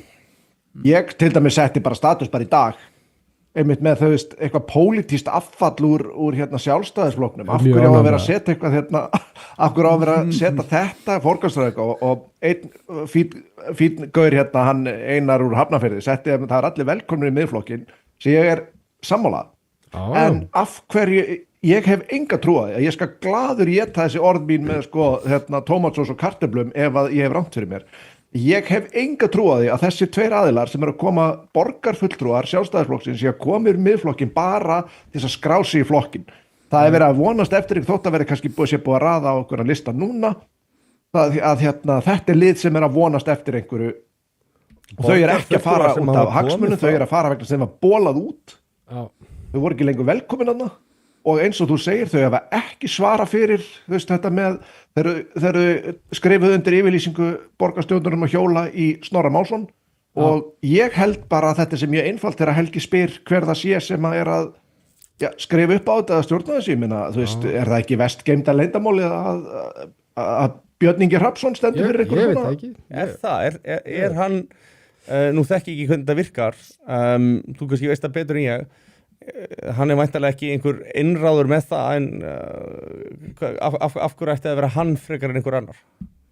Hann allavega virðist hafa nokkur sterk ítök hérna og ég bara hef það verið víst að nú voru bæði Snorri og Sigmundur búin að gefa okkur vilyrði fyrir því til þess að mæta til okkar og ég veit að hann hefur verið að segja við aðila tengt þessu að vera ekki að gera það, bara sem dæmi. Ef að hann að hirða upp einhverja sjá svona starf og ég ætla bara að vera ég veit að það eru margir sem eru kannski að vonast eftir einhverjum fram að þarna í flokknum, ég er ekki þar, ég er ekki að leitast eftir því að komast í eitthvað svona starf en sko þegar þú ert með einhvern svona gaur sem hefur verið farið á milli allra stjórnmálaflokka, einhvern svona lukkurittari, hann hefur aldrei staðið á einhverjum svona prinsipmálum að mér finnst. Er þetta rétti aðilinn til að vera leiða eitthvað svona dæmi innan flokks með líklega mest passionate kjósendur landsins? Það sem að þýðir að þú svíkur til dæmis ef að miðflokkurinn myndi svíkja sem hann segir, þá er hann bara búinn. Kjósendunni fara. Þetta eru þannig tegund af kjósendum. Eru þið ósammála þessu? Eins og þú ert að setja þetta upp að þá finnst mér að vera að segja að hann sé fenginn hann inn þegar konum með gott fylgi og hann svona að tryggja áframhaldandi árangur og halda eitthvað fylgi og það sé gert með því að sína svona ákveðið moderation, passa að vera ekki að ganga of langt einhver staðar, passa að vera ekki að segja of mikið, passa að fara ekki í kannski vitalstætti sem eru pínu challenging. Sko, nú náttúrulega veit ég ekki hvort að það sé rétt eða eitthvað slags, ég hef ekki þessar heimildir en ég trúi því sem þú segir að sjálfsögðu Jón, ég veit að þú trössisverður en svona mér svona já, ef það er rétt að þá held ég að svo strategía sé ekki heppileg að því að þú í rauninni, svo segir, þetta prinsip fólk sem að vil kannski bara úrbætur á ákveðnum sviðum og leiðu það sér að það er verið að velja að hyggla fólki sem að er ekki á þessari línu og það getur bara hreinlega kosta flokki gífurlegt fylgi og það er ekki rosalega gott verandi að fara inn í kannski alþingiskostingar eftir 3 ár, ég meina að fólk með mun eftir þessu þegar að sveitarstjórnarkostingar voru að það verið að setja inn fólk sem að var kannski ekki á línu einhvern veginn miðflokksins sko að einhverju svona framapóturum jafnvel og það hefur ekki gefist reyndar vel heldur að vera að fá fólk úr öðrum flokkum, allavega ekki prófkjörum, það var nokkru píratar sem hafa reynt fyrir sér hér og þar sem hefur verið hafnað svolítið grimmilega. En hvað veist þér um þetta? Sko, ég veit ekki hver er að kipa í spottarinn og ég ætla ekki svo sem að kommenta á það, en það sem ég hins vegar veit í þessu er að ég er í rosalega miklum og góðum kontakt við ákveðna grassrót þarna inni og það er ekkert stemming fyrir fleiri flauelströktum og stuttbuxastrákum sem eru bara að eldast við 1,5 milljón í ráðhúsinu og þeir eru ekki að brenna fyrir því að fara að koma einhverjum reject sjöllum inn á þing. Það er bara ekki ástríðan þarna og þú ert með hóp sem hefur gríðarlega ástríði fyrir þessu málum. Það er rosalega mikið motion í miðflokknum og þetta eru föðurlandsvinir og þeir, þú veist, eru búin að vera að líta í þeir eru búin að vera svona ok, ég ætla að styðja þetta og samt bara svona, en ég fannst og mín tilfinning er eftir þetta Mörtu Guðjóns og Kjartans og ég bara veit ekki hvort þú veist, ef þau fá sæti hátt á lista þá og sérstaklega þeir eru ykkur góðir dregnir niður í staðin fyrir það, þá held ég að það væru ýmsu fórnað fyrir það og margir harðlínu menn væru bara verulega ósáttir með það. Það er mín tilfinning. Ég ætla ekki að kommenta Björn. Sko, þú ert með svo mikið af fólki líka sem er að kjósa og taka þátt í þessu sem að vill nýja pólitík, vill ekki þessa gömlu úreldu skýta flokka pólitík sem að er búin að vera svona lengi og þetta er galin aðferð að ætla bara að sækja aftur í einhverja afturhaldseggi sem að það er engin eftirspurn eftir og sko kannski er þetta ágætt fólk en bara svona prinsipsins vegna ef að flokkurinn fyllist bara af einhverjum gömlum sjöllum og er Kjartan Magnússon, er Marta Guðjónsdóttir, er þetta einhverjir svaka þjóðerni sinnar, er þetta fólk sem ætlar að berjast fyrir útskiptum íslensku þjóðerni? Ég held ekki, það er ekkert í þeirra málflutningi sem að bendi til þess. Kjartan Magnússon er aðalega búin að vera að tala um bílastæði og bara þarft mál, einhvers staðar verða menn að leggja bílunum sínum en ég bara, þú veist, ég kalla eftir einhverju meira og ég kalla líka eftir, bara taki harðari afstöð, farið í þessa kosningabaráttu af einhverju hörku, segi bara, heyrðu hérna, ef þeir eru spurð út í mannréttindaráð í staðan fyrir að vera með einhverjar bollalengingar það, segi bara, við ætlum bara fucking leggja þetta drast niður, þetta gagnast engum, við ætlum að fucking reka leikskóla og við ætlum að sjá vegakerfi, við ætlum að moka fucking göturnar og við ætlum að fucking reka allt þetta lið í mannréttindaráði, en málið er að borgarfulltrúar þegar þeir fara í hérna mannréttindaráð, þeir fá bara fína pening fyrir það, skilur. Þeir eru bara að éta kleinur og drekka kaffi. Það er svolítið einmitt eins og að sé verið að fara á eftir stefnunni einhvern veginn sem allir eru að fara. Og mér hefur fundist þetta, við erum alveg ótrúlegt. Og þetta er það sem ég var að nefna eins með, ok, við komum með Ara Edvald. Hann ætlar að standa, þú veist, sína vakt og sína plikt. Þú veist, virðingur honum. Og svo allt í hennu kemur í næsta sæti kona sem einhvern veginn fer gegn því, þú veist, er þetta sami kjósandahópurinn eða þú veist, ert að reyna að sækja í tvo, veistu hvað ég meina, ég bara reyna að höfða til allra skil ekki alveg, já, á sama tíma og þú ert að reyna að höfða til allra, þá svolítið höfðar þau ekki til neins. Þannig að hérna, þú veist, reynda að velja hópinn þinn sem að vill kjósa þig og ástæðuna fyrir að kjósa þig en ekki fara að reyna að keitera einhvern veginn til allra. Svolítið útþynnt. Ég veit ekki hver er að taka þessar ákvarðanir en... Ég kasta hinum boltanum, sko. Það verður kannski stærri. Núna verður þetta rosalegt challenge fyrir miðflokkin sem er með svona mikið meðbyr að þetta mun liggja í því, sko, nú fá þeir örugglega ágætiskostningu með það allavega útgangs svona spár og svona, allavega lítur vel út. Sveitarstjórnarkosningar eru alltaf annað heldur en alþingiskosningar. Það ætla ég nefnilega núna að kasta fram. Núna skiptir svo miklu máli. Þetta eru ekki kannski stóru málin sem þeir eru að tala fyrir sem verða útleist á sveitarstjórnarstigi. Þannig að núna kláraður þetta, segjum að þið komist við að og ef það gengur illa, hvort sem það er fólk sem þeir að tala fyrir eða brennu fyrir, nú skiptir svo gríðarlegu máli fyrir flokkin að ná inn fólki sem kann til verka og gerir vel, því ef það núna alltaf þú er komin í stjórn, þá er meira verið að gagnrýna og setja út á og það er svona óheppilegt að með meðbyrnum að það sé ekki landstjórnarkosninga frekar því þeir þurfa á því að komast þar inn og taka á stórumálunum þeir gætu ef þeir eru óheppnir að það sem gerist að þeir komast vel að núna séu með hennar meðbyr ef það verður eitthvað klikk eða ekki nógu mikil verk kunnátta og ég get sagt ykkur úr svona stjórnmála starfið sem ég var í þegar ég var yngri svona aðeins að vera með þá sá maður svo mikið af kaffihúsatípum mikið af fólki sem gæti verið með og var búið að koma sér áfram en kunni ekki til verka gæti ekki lesið í tölur, kunni ekki að taka á vandamálum var bara hana til að tala bara eitthvað innandómtum að spyrja og byrja ok, leikskólamálin, hvernig ætlar það að gera þetta? Já, það verður bara eitthvað að skoða það voru enga svona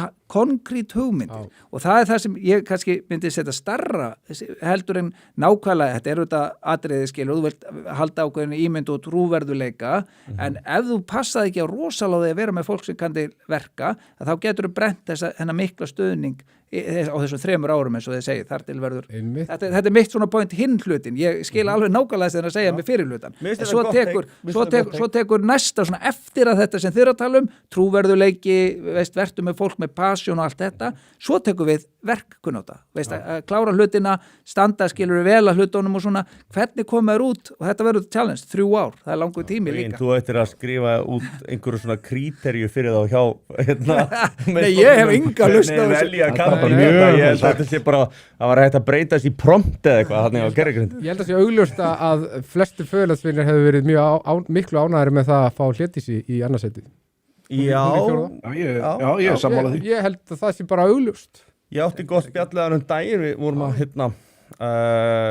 horfa á MMA Glacier Fight Night og þá saman borð og ég hlýðin og félaga mínum og það var svona ekki rætt margt og þetta háaði höllinni en mér fannst það bara að koma vel fyrir sko og veist, þannig að já Hún er manneskja sem föðlandsvinnir eru miklu líklegri til að flikja sér bakvið og halda þessu motion í gangi skilur við Já Það er líka, þú ert ekki bara að taka nýtt fólk heldur með þessu, þú þarft að setja aðra til hliðar.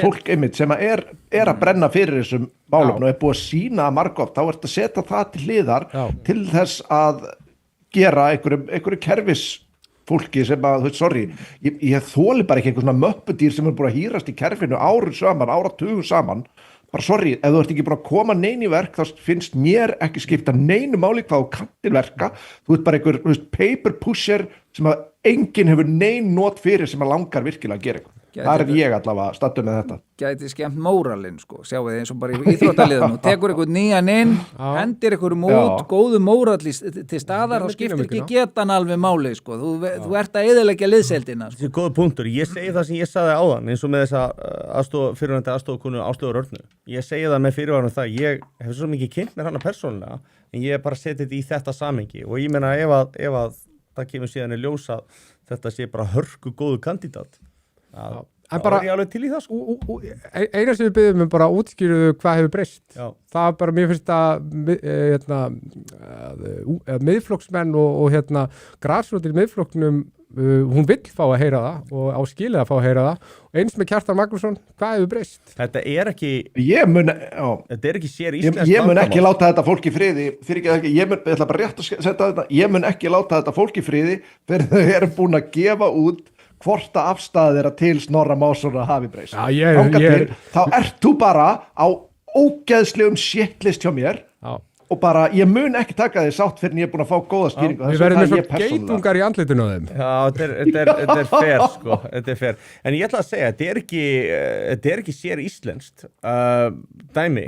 Veist, í Bretlandi þá er flokkurinn Nigel Farage Reform UK hann hefur verið gagnrýndur fyrir það að vera að taka inn fólk sem að kemur frá íhaldsflokknum sem að kannski jafnvel er ástæðan fyrir því að hlutirnir eru eins og þeir eru í dag í Bretlandi og maður svona veldi fyrir sig ok, þetta er alveg fair ég sá þetta með sjá nú Konstantin Kissin í Trigonometry og maður svona, ok maður er að sjá þetta greinlega víða þetta er á mörgum stöðum það sem er að koma svona nýjir flokkar sem er að sækja mjög hratt í sig þá verður þessi gagnrýni og spurningin er einmitt eins og Sverrir að benda á þú veist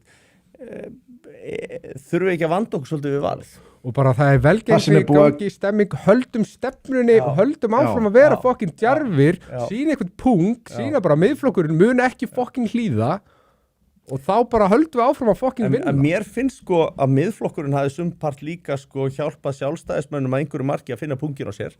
Að mér finnst þeir aðeins vera að breytast í afslutinni þeir eru að sjá að þessi svona lognmollu vóg aumingjaskapur er ekki að gera mikið fyrir þá. Ungu sjálfarnir eru margir bara góðir. Já. Það eru flottir drengir þar. Ég efast ekki það. Það sem þú vísaðir í Bretlandi Helgi einmitt það sem að sko núna síðan að þetta byrjaði að flæða þetta mikla fylgi yfir til Reform þá hefur Nigel Farage mildast gríðarlega til dæmis í afstöðu sinni að innflyndamálum. Hann er farin að tala fyrir því að mass deportation séu eiginlega ómögulegar. Það sem gerist í kjölfarið er að Rupert Lowe hann fór í annan flokk og það byrja að blæða fylginu úr harðlínu fólkinu frá Reform yfir í þann flokk. Hann er með eitthvað svipa nafn og Reform eða basically þýðir að sama. Ég man ekki alveg hvað það heitir.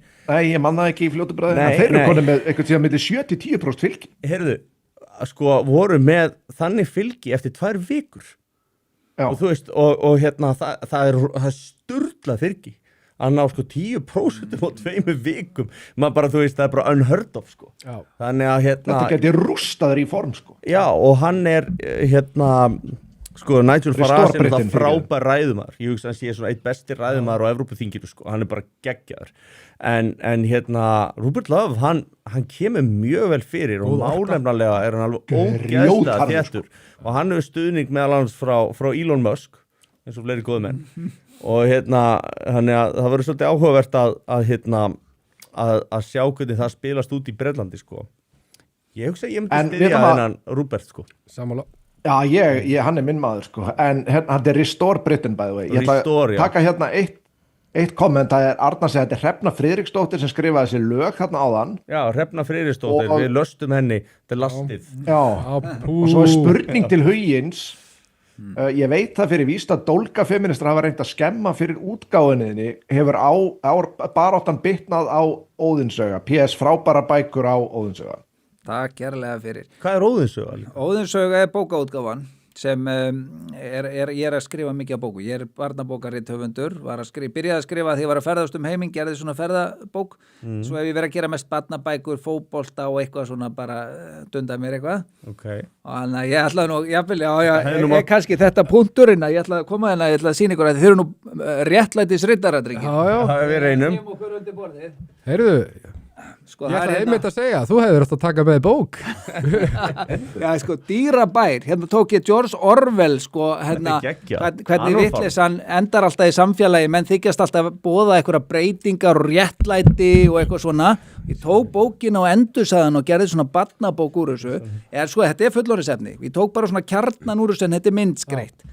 Þannig að, já, sko, til að svara spurningunni, þá liggur alveg fyrir að það er núna bókamarkaði til dæmis í gangi og ég að selja alveg svakalega mikið, ég bara á góðu róli. Frábært. En það liggur fyrir að það hægt að bjóða mér inn í skólana. Feministarnir, dólsfeministarnir réðust á skóla og það voru kennarar sem réðust á mig og ég kvartaði til skólana og það var ekki gert. En ég tek fram að langflesti kennarar ánæðir og umræðan, hvernig hún breyttist, það var hana, hvað heitir hana, góða frænka eða eitthvað þessi umræðu og hópur. Já.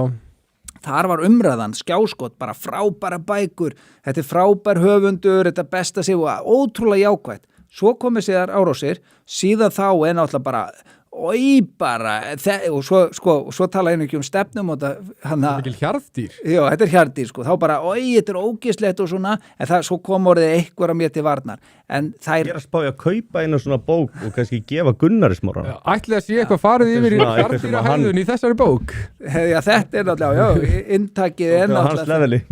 Það er þessi blekking, sko. Það er okkur alltaf lofað eitthvað og við föllum alltaf fyrir því og falleg, svo nánast allir, að því við erum að tala pólitík, nánast allir sem koma svo í pólitík. Ég var nú bara í svona unglegarhefingu, maður var að stýra einhvern sjóði, svo kom einhver annar, tók sjóðinn og svo var bara fyllir og eitti bara bjór og eitthvað vitleysa. Mér finnst allir einhvern veginn fara illa með þegar þeir komast í stöðuna. Ég heyri menn kvarta mikið, ef sami maður væri komin í stöðuna, þá, sko, ég veit ekki hvort hann standist, sko, þessi mannlegi... Það ættu kannski að vera bindindisfélög. Nei, þetta var bara svo lélegt dæmi. Nei, en þú veist, ég bara segir Já, en ég bara á við, sko, það er bara eins og við, svo langflest, þó við kvörtum, og erum að vilja gerð, sjáum Steingrim þegar hann talaði hana ofurlaun bankamanna, svo gera hann skilanemdir og það eru ofurlaunum. Þetta er einhvern veginn alltaf, menn komast í þessu stöðu, við erum öll búin að kvarta, hann kvartaði manna hæst og svo einhvern veginn bara gera og alltaf sömu helvítis vitleysu, nánast allir, ekki alveg, ég er ekki að segja, þannig að þetta er vandil með pólitík, þetta er dýrabærin tæklar þetta, sko. En, þetta er búið að hafa mikil áhrif að því svari hana spurningunni, þetta er þannig að, sko, það er forðast svolítið að bendla sig við mig og svona og ég fæ ekki sömu kynningu og það er alveg hellings sko, ég var á bókamarkaðunum fyrir 2 dögum, þá tekur eitthvað kona bókina, það er með fullt af bókum frá mér, átta sér ekkert á því, skilur, svo kemur hennar, nei, þetta er þessi og kasta bókinni frá sér, ég stend á og segi, herðu, þessi hérna er hér, en ég mæli með þessar hana gípu, segi ég, saga hana gípu, þetta er ekki eftir mig, en þetta er þjóðsaga sem ég endursagði og það kom svona fát á þær, það hefur í hópi og tók hann og löpið í burtu, en á hverju ári, að því ég er mikið hann á bókamarkaðunum, heyri ég þetta, hverju ári, ekki taka bók eftir þennan, ekki svona, en þvílíkt sem ég er að selja maður, ég kom upp í 10.000 bækur með sem ég skrifaði það þýtt núna á þessum markaði, ég er nánast í Kaupi bækur á þessu manni. Já, endilega bara, þú veist, fjárfestiði núna, þú hefur líka verið að gefa þetta hefur verið styrtarefni fyrir börn sem fá ekki jólagjafir.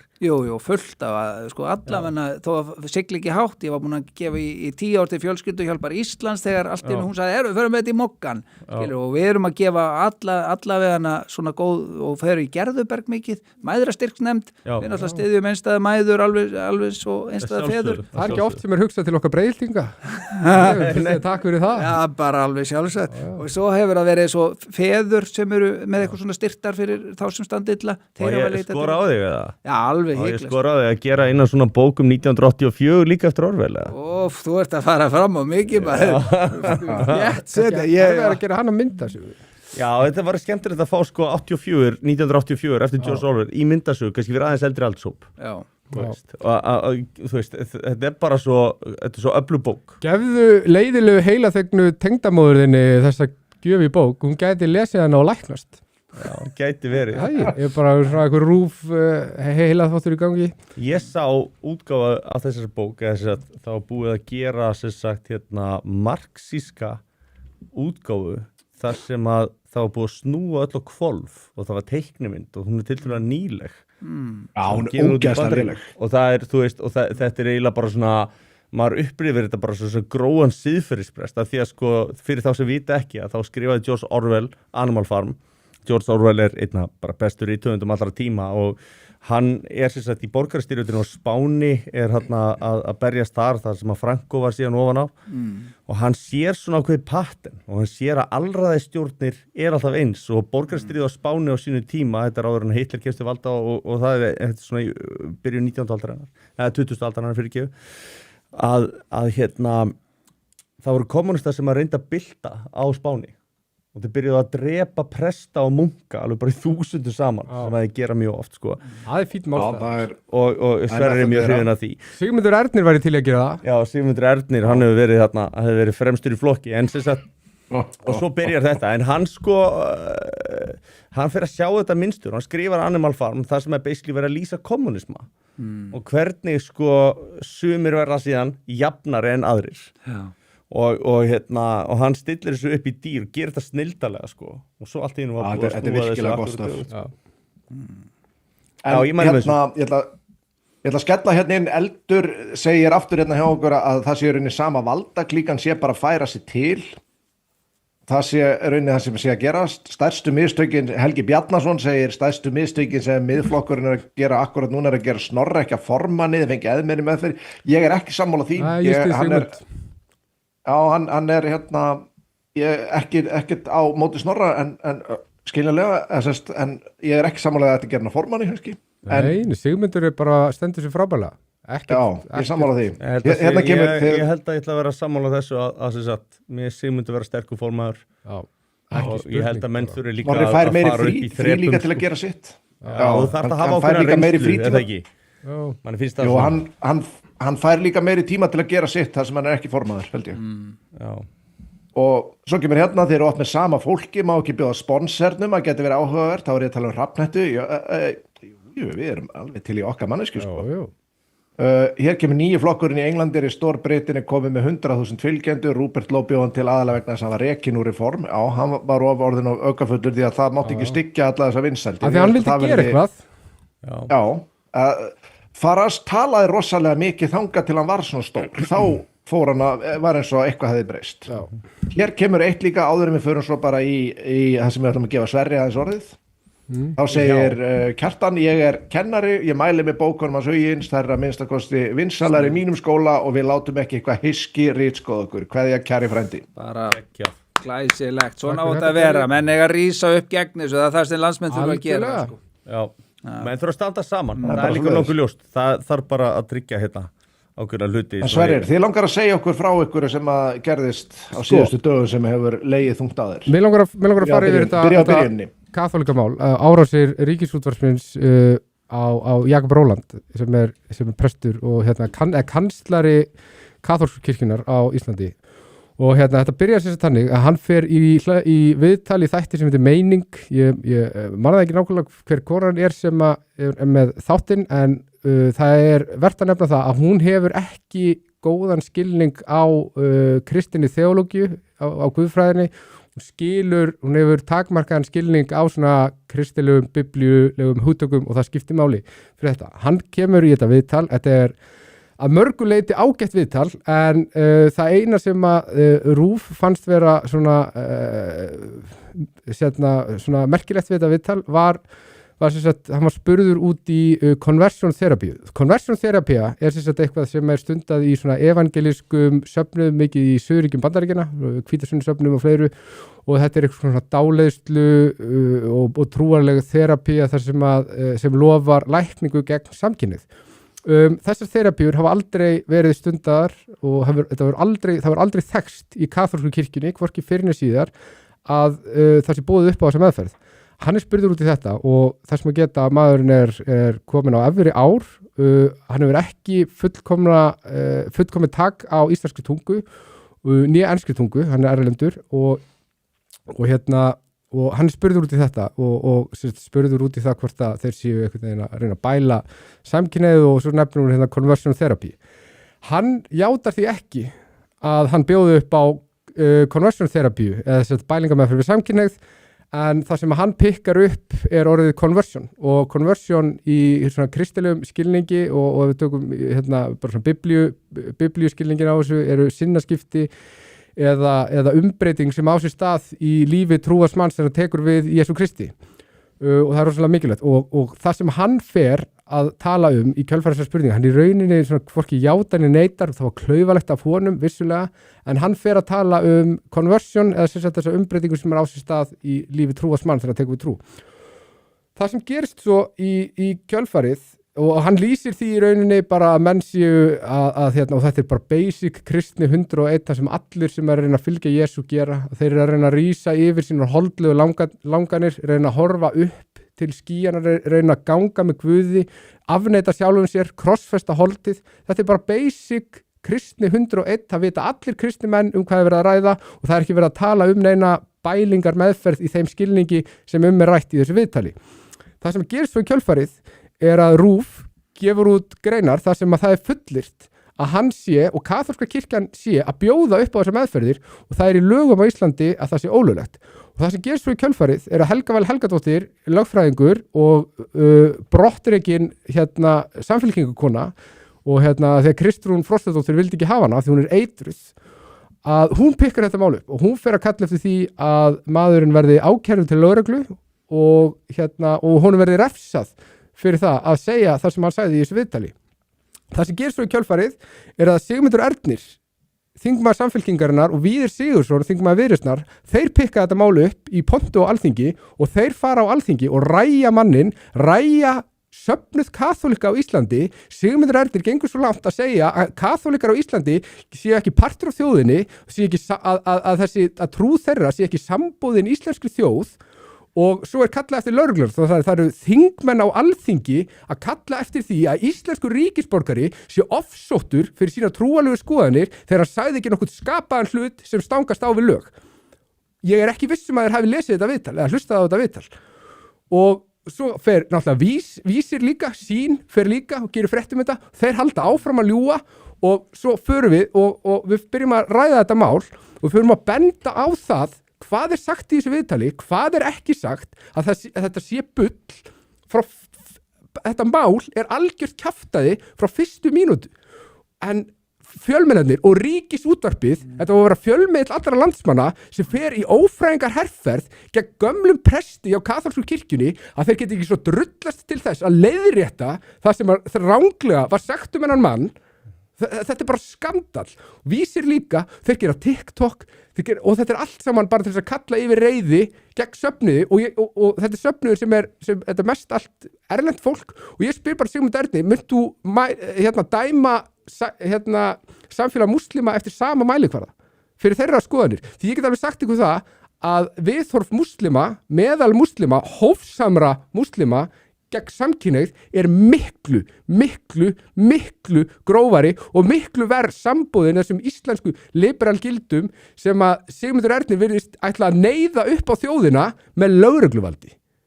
Og þetta mál er svo mikið rugl frá fyrstum og að engin hægri maður inn á þingi hafi drullast til þess að hafa þor til þess að segja eitthvað við þessu, og ekki fyrir, það var Snorri pikkaði þetta upp, og bara ég þakka Snorra kærlega fyrir að hafa pikkað þetta upp, og nú fylgja ykkur, og Björn Jón Bragason tók þetta upp, Hlédísmarinn tók þetta upp, og bara þakka kærlega fyrir það, og líka Einar Baldvin sem er kaþóliki og mjög öflugur, hann skrifaði flottan pistil, og hundi Lilja Benatova held ég, sem er á Exir, hún skrifaði líka góðan pistil til varnar þessu, en þessir pistlar þeir flugu, og ég veit til þess að Einar Baldvin sendi tölvupúst á fjölmiðl Viðreisnar, DVAF, hvort hann mætti veita pistli Sigmundar Ernils andsvar, af því að Sigmundur Ernir skrifaði annan rætin og ljótan pistil þetta mál, þar sem hann heldur áfram þessum dilgjum gegn saklusum manni, og þeir hafa ekki birta. Þetta er náttúrulega af því að náttúrulega Víðir Sigurðsson, öryggisvörður,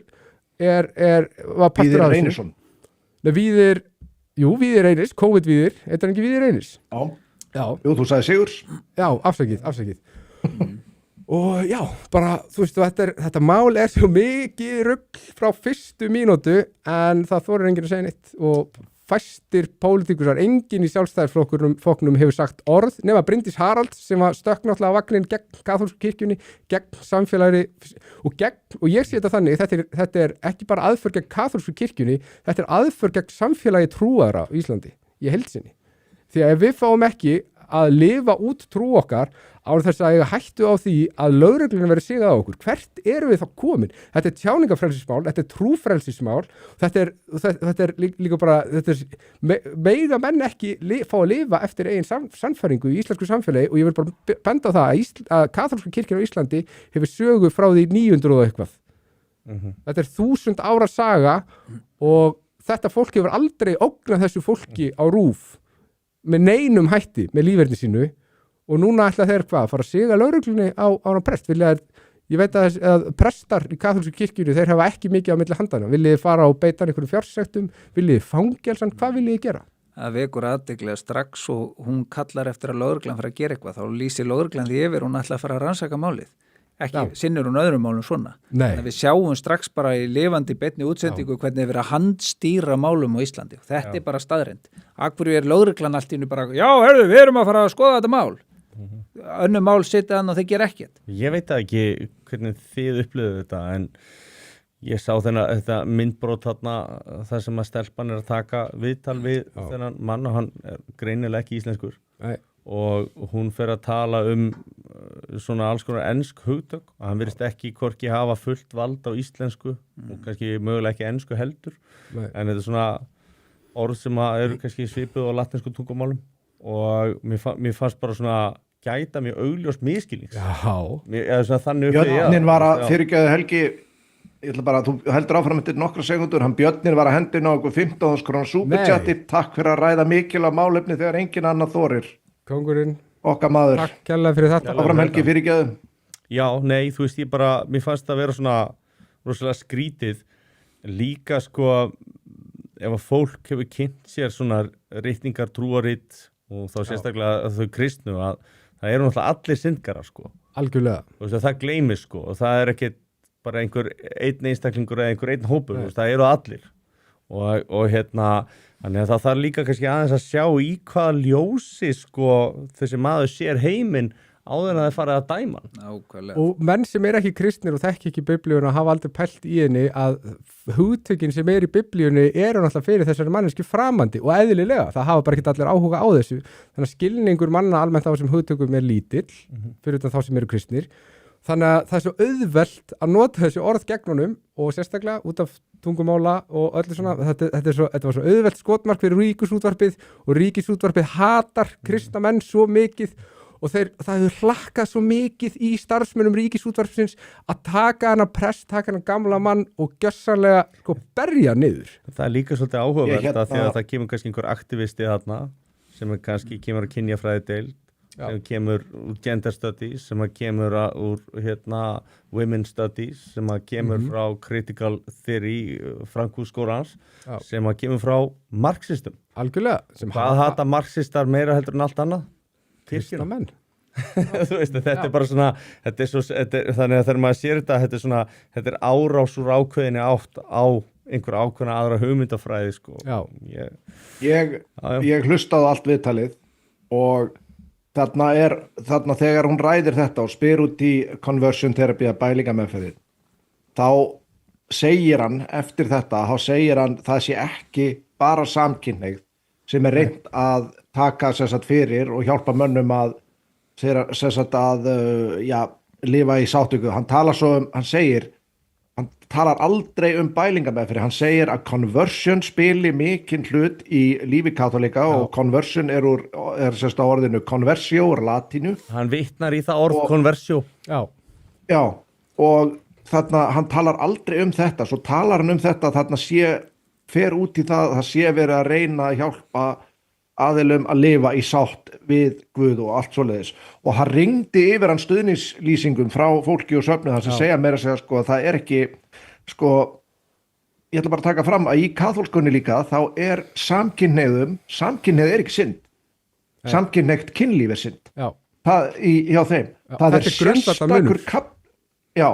sérstakur kapli hjá þeim sem að fjallar að það má ekki mismuna samkynhneigð. Það má ekki mismuna þessu fólki út af þeirra löngunum. Þetta er tekið sérstaklega fram hjá þeim. Ekki frekar neinum öðrum þetta. Ég vissi ekki að það var sérstaklega tekið fram neins staðar. En hérna, þetta í Rómverjabrefinu og Kórinthubrefinu, það sem að þessi kynferðislega hegðun gagnrýnd, sko. En ég meina, kaþólskir prestar mega nú ekki, þeim mega nú ekki stundum kynlíf heldur og það, bara svona, þess að setja þetta í samhengi, sko. Það virðist alltaf vera hægt að stóla á hann ógeðslega ruslahaug Sigmund Erni að taka verstu mögulegu afstöðu sem hægt í öllum spáði ef þessi maður væri með völd, spáði ef hann væri einvaldur, hvað sagði hann fólki sem var í COVID? Hvað sagði hann fólki í COVID? Það er þetta úthjúsaðum úr heilbrigðiskerfinu. Hann myndir alltaf aldrei fá neitt alvöru, hann Sigmundur Ernir bara svona brandari innan þingflokks Samfylkingar, ekkert sérstaklega vel liðin, og Erna Ýr, ég tók gott símtal við hana í gærkvöldi og hún kom með frábæra samsæliskenningu og það að þetta hefur verið samspil Helgu Vólu og Sigmundar sem upplifa sér bæði niðurlagð, upplifa bæði að þau séu ekki vel metin sem alveg rétt, en það bara þau hafa ekkert fram að færa. Sigmundur Ernir náttúrulega lifir ákveðum lífstíl og það ekkert hægt að reiða sig á hann vegna þessa lífstíls. Hvernig lífstíl það? Hann svo mikið að skemmta sér og hann fyllibitta. það eru þín orð, ekki mín. En ég bara vissi það ekki. En að þetta hafi verið plan hjá þeim til þess að koma samfylkingunni í erfiða stöðu, því þetta setur auðvitað samfylkinguna í mjög erfiða stöðu gagnvart öðrum trúfélögum. Þeir ætla að halda áfram, þess vegna pikkar enginn annar þingmaður, þetta bara 2 vitlausustu mennindirinn á þingi, Víðir og hann sem pikkaði þetta upp, af því að samfylkingin áttar sig alveg á því að þeir geta þetta ekki, af því að þeir munu neyðast til þess að láta það sama ganga yfir önnur trúfélög og þeir geta það ekkert gagnvart íslam, af því að þá verður þeir bara sakaðir islamofóbíu og það verður allt fucking vittlust. Og Viðreisnar, Sigmar Guðmunds, hann myndi örugglega springa ef að álíka mælikvarði væri notaður yfir múslima á Íslandi, þá myndi hann verða svo reiður að hann myndi svona poppa ég tók eftir að blaðamaður Vísis sem að skrifa þetta þegar menn fóru að bera þetta saman, svona að sé ákveðið jafnræði þá sem ætti að vera á milli trúarbragða og hvernig það er praktíserað. Blaðamaður Vísis segir að þetta sé whataboutism og maður svona sagði stjórnsýslu lögum og það heitir þetta bara jafnræðisregla. Þetta ekki whataboutism, en hvað með það er bara verið að benda á bara mjög augljóst ósamræmi, alveg eins og að Huginn búin að vera að tala þessi kerfisbundi ósamræmi í hvernig komið fram við kallmenn innan samfélagsins og eitthvað sem hefur verið hort ótrúlega mikið framhjá. Er það þá ekki whataboutism? Kannski jafnræðisreglan bara einn stór whataboutism og þess vegna hefur við bara hætta því, sko. Ég verða bara að ég verða að klára rétt hann Sigmund Erni. Ég líta að spyrja mig, hvers konar algjör fokkin bavíani er þessi maður, hvers konar, alltaf þegar hann sér eitthvað sem hann líkar mjög illa, þá vill hann taka þann hóp og hann vill útskúa hann úr samfélagi, bara eins og hann leggur sig. Hvers konar ógeðslegu faggi ertu komin á þennan stað í lífinu að allt sem þú sér sem þið líkar svona ægilega illa við, þú vilt bara henda þessu fólki úr samfélaginu. Svo talar þessi maður að hægri menn séu hættulegir. Hvaða veröld byggjum við í ef að Sigmundur Ernir væri einvaldur? Erum við að fara að rifja upp ummæli Sigmundar Ernis þá sem þáðu ekki COVID-bólusetningu? Það var Grímsey, Mér langar að koma með 2 óvinsæla punta. Þið verðum búin að tala hana Áslaugu Örnu henni í kvöld. Ég sammála því hvað hún fór alveg yfir línuna. Þá langar mér að kasta hinni hliðina, því að ég ætla að taka 2 svona punta. Að hún allavega baðst afsökunar. Hún gerði það. Hún sagði sjá eftir þessu. Það var í einhverju viðtalsþætti. Það gefum henni smá klapp þó hún fá ekki klapp, vel getur þetta allt. Hún svona dróði þetta aðeins tilbaka hjá Frosta Logasyni. Og ég ætla líka að segja meðan Sigmund Erni, ég ætla nú að vera svona aðeins að taka 2 hliðardrengir.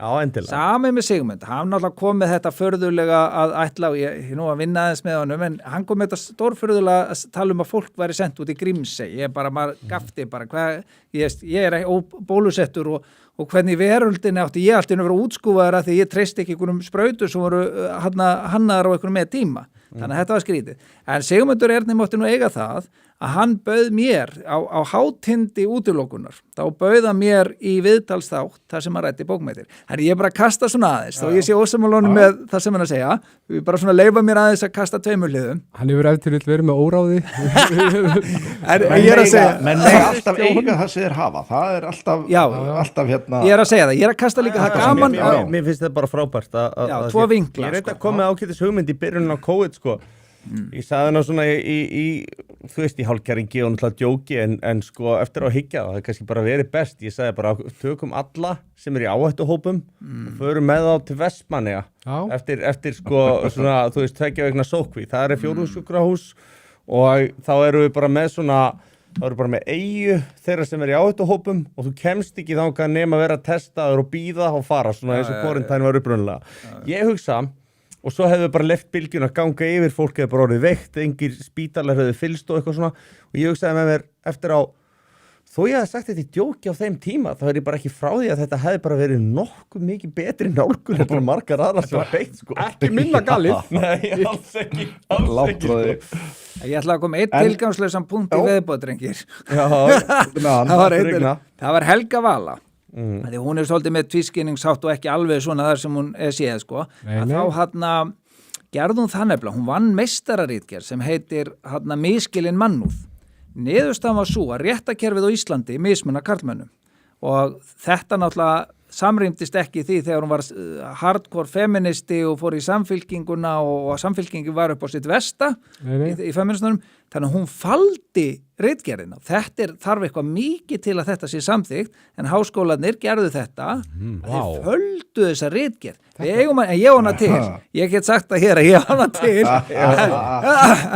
og þar kemur alveg skipt fram saman við erum búin að sjá og skoða og við erum að sjá alveg dæmi eftir dæmi, við sjáum nýlega máli hérna Gufunesmáli þar sem stúlkan er ekki ákærð og dómari skammar saksóknar og fleira. Þetta er svo mikið inn í réttakerfinu þar sem konur ekki að fá sko ákæru fyrir sömu brot, þær eru ekki að fá dóma, þetta er fyrir sömu brot og fá mildari dóma og við erum með rannsóknar og utan, ég held að veri 40% eða eitthvað sem sleppur bara alveg og þetta var allavega svona sambarlega sömu brot. Já, sömu brot, sko, já, þá var hægt að taka ákveðin brot sem eru mjög, sko, er ekki svona sko matsatriði beint, sko, og var bara kristalklær og það var bara samt út frá kyni yfir að mismuna. En þetta felur, nú vill ekki að þetta sé. Ég ætla eitt loka, því að mér finnst þetta gott, svona ansi góð ræða hjá hún Sverri hérna. Ég ætla að setja eitt loka. Mitt tekið bara þetta, að við erum með þjóðkirkju sem er búin að vera hérna starfandi eins og segir, ansi lengi. Og ég bara virði það við þá sem í þessum söfnuð að þeir eru með ákveðna trúa ritningu sem þeir bara að fara eftir og svo verður fólk bara að svona, þetta er það gamalt í menningun og fleira, við verðum bara að leyfa fólki að, sko, ég skildi aldrei þetta, sko, sem ég verði óvinsætlega ekki að segja þetta, ég skildi aldrei þetta að það var sko kvöð á kirkjuna að fara að gifta samkynniði, eins og ég er bara algjörlega sammála því að samkynniði geti gift sig, allt í góðu, en mér finnst ekki endilega þurfa að vera að breyta trúarjátni eða trúar einhverju sko apparætti, en mér finnst alveg sjálfsagt að allt sko samfélag okkar, góðkennað og alveg á sama hátt, þeir fái giftingu eða svona, ekki giftingu eða skráningu, skiluru, þannig að mér finnst bara, maður verður bara að horfa á ákveðna stofnanir og svo eru kannski kífanisklúbar eða eitthvað, ég bara góðkenni þeirra, ég horfi bara þá með þeim glerugum sem ég býi yfir, en ég ætla ekki að fara að ráðast á það því að þeir eru með aðrar hugmyndir og svona, það er þessi grimmd aftur sem við erum að tala um, það var alltaf að ráðast á meiða að því að einhver er ekki alveg á þessari meginströmslínu sem við erum öll að samþykja, þá má meiða hann eins og segir og ráðast á hann og svona, ég bara góðkenni hann það sem hann er prestur innan ákveðinni kirkju, ég er ekkert að segja að þau eru allir að vera amen, þetta eru frábæra allar hugmyndir, það við getum verið eitthvað þessu hugmyndir, já þetta er ekki alveg, en að ráða svona á honum, löggan bara tendruð sko strax komin í eitthvað ljúga, já og þetta verður, já, svo er það þetta, já ég glemdi hún í með annan punkt, fyrir ekki, nú er ég komið með einhver brjálaða ræðu eins og Sverri allt áfram. Svo það nákvæmlega þetta, fyrir bara 2-3 vikum þegar kom þessi umfjöllun í RÚV, þar sem var sagt einmitt ekki réttu aðilarnir karlaðatkværi, þannig þessi Lovísa Lillendal var með einhverja persónu dilgjur í ráðuneytinu að því að hún hafði hagsmuna gæta fyrir aðra, að þá kom RÚV með svona og ég sendi á RÚV, herðu skoða nú bara, það engin fagleg úttekt á þessu, við erum réttir aðilar, ég er með meistaragráðu í fjármál- og fyrirtækjastjórnun, ég hef verið í tölfræði og allt, við getum þetta alveg. Já, en sko, þeir vildi ekki skoða þetta. Ég sagði, skoðaðu hagsmuna hana tengslu, skoðaðu hverja hún er að vinna fyrir. Nei, RÚV vill ekki segja sannleikann og þeir standa fastir þó þeir séu búin að ljúga almenningi, breyta ekki, laga ekki neitt. Þetta er grafalvarlegt. Þetta er bara gjössalveg, við erum að tala bara sko, fyrir utan fjölmiðlalags brot, það þarf bara að loka bara þetta nema þessi lagað. Ég held svona grínlaust og ég fullri alvöru að við séum að fara að sjá einhvers konar, það sem þeir myndu kalla bakslag, það sem að verður í rauninni réttindabarta kallmanna, það sem að þeir eru að fara að fá jafna rétt til barna sinna og börn sé að fara að fá jafna rétt til foreldra sinna sem ég vona að gerist og ég held að komi og fæðist einmitt með bæði svona viðtölum og svona samtökum eins og þú hefur verið að stofna, foreldra jafnrétti og fleiri stofnurum sem að því að sko það var prjónað yfir sig, það var gengið á langt og fólki ofbauð svo rosalega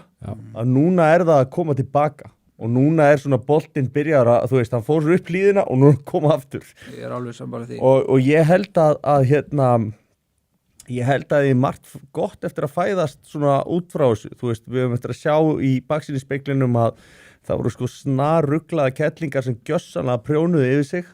Með sama skapi að þá vitum við að hinum megin við línuna, það eru oft sko snarvittlusi kallar sem að vilja ganga allt á langt. Þú veist, við vitum að það eru til ofbeldismenn, við vitum líka að það eru til ofbeldiskonur og við þurfum einhvern veginn að sjá þetta þannig að hér þurfa að ríkja jafnrétti sem að er milli einstaklinga. Númer 1, 2 og 3. Minnsti minnihlutahópurinn. Akkurat, af því að leiðum það eins út ef þú ætlar að hafa jafnan rétt milli kallar og kvenna. Að þá ert í vandræðum að því að þú ert með svartar konur og þú ert með hvítar og þú ert með gular og þú ert með svona alls konar á litin. Þannig að þú byrjar að skipta þessu niður og svo er kannski einhver fötluð og svo er kannski einhver sem er fatlaður. Þannig að þú byrjar að skipta þessu niður og hvar endar þú? Þegar þú búin að skipta þessu í óendanlega marga hópa, það endar í einstaklingum. Þannig að einstaklingshyggja í eðli sínu er í rauninni eina sanna jafnréttisbaráttan. Það er bara þannig. Annars endar í þessum ríg á milli hópana og þá endar í þessum áróðri, þá er að berjast gegn ofbeldi og kyni, við erum að berjast fyrir jafnrétti og kyni. Já, en þá endar á því að þú ætlar að leiðrétta þetta út frá hópum, að þá byrjar að hygla hópum. Algjörlega. Og það er það sem er ólöglegt samkvæmt stjórnarskráni. Og það er það sem við verum að lenda í með jafnréttislögin, að þú ert að hygla ákveðnum hópum og þú ert að setja sér skildu, það verður að vera 40% af þessu kyni í þessu ráði eða þessari deildi eða þessari stjórn. Það er ólöglegt. Það má ekki. Það er bannað samkvæmt stjórnarskrá sem er ofar lögunum sem að vill leyfa þetta. Að samaskapi er þetta líka brot gegn eignarrétti. Þess að ég get ekki sagt þér hvernig þú átt að ráðstafa eiguðinum eða hverjir eiga að vera í stjórn fyrirtækisins sem þú ert í forsvari fyrir eða sem þú átt sig. Þannig að það er svo margt sem er einhvern veginn orðið furðulegt og maður sér bara, maður sá þetta rosalega lengi sem barn einhvern veginn var að koma upp í gegnum gagfræðiskóla, barnaskóla, gagfræðiskóla, menntaskóla, háskóla að mér finnst þetta að vera að minna oft í háskólanum það kannski að því að ég var á raunvísindadeild en mér fannst þetta gegnsýrt á öllum öðrum stigum og maður sá bara svona, það er rosalega mikið verið að mismuna gegn strákum, rosalega mikið, það var alltaf endalaus átök og námskeið fyrir konur og eitthvað svona en það var aldrei bara hægt að gera þetta jafnt, af því að ef þú gerir allt bara öðru megin þá vitu alveg hvernig það endar, þú kollvarpar þessu og það er það sem við erum búin að sjá og ég held að það enginn kannski reikna með því fyrir 20 árum að hérna er maður sem að væri með karlaatkvarf sem að væri að berjast, þú veist, gegn ofbeldi gegn karlmönnum og það væri bara engin tilbúin að hlusta á hann. Já, það væri ekki hlusta á drengi sem að væri verið að nauðga. Þú veist, ég minnst það svona og maður hlýtur bara að setja ákveði spurningamerki. Ég held að allar skynsamar og góða konur séu með okkur í liði og við erum með þeim í liði. En ég held þetta séu þessir litlu jaðaröfgahópar, þessi geðsjúklingar sem hafa einhvern veginn fengið að stýra umræðunni sem að eru einhvern veginn búin að taka undir sig fullt af stofnunum og svona, og eru jafnvel að útdeila peningum og annað, eða vera áskrifundur aðeim. Ég held að til þess að batni við verðum að eyðis út, sko. Já, brennum langhúsið. Já. Hver hefði séð fyrir sér nefnilega þetta, skilur? Enginn, að konur sem voru að berjast fyrir að komast í sömu stöðu og svona, komnar þangað, en þá bara sjáu dómsmálaráðuneytið, jafnréttis, skrifstofan eða farin í forsætisráðið, það bara konur, skilur. Það bara úthýsa karlmönnum. Það að gera allt sem það þóttust að berjast á móti. Og maður bara að sjá þetta bara einhvern veginn svona kollvarpast og maður bara svona, heyrðu, wow, þið eru eiginlega bara verri heldur en það sem þið sögðustur að berjast gegn, sko.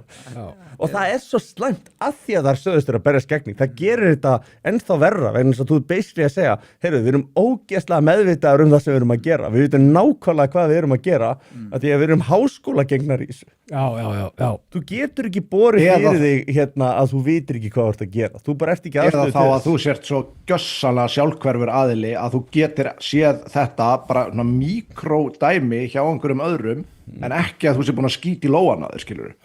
Fattar þau? Þetta svona, þú sé svo ógeðslega sjálfhverfur. Jálkin og flísin. Já, ég ætla að klára bara rétt áður við förum svona að slá botni í þetta. Þá ætla ég aðeins með kirkjuna aftur. Það var einmitt hún sem núverandi íþróttakona Garðabæjar. Hún skrifaði rosa flottan pistil, frábæra grein sem var einmitt birt skal ég segja til varnar honum séra Jakobi, þar sem hún segir að það séu ekki samkynhneigðir sem að sé sýnt einhver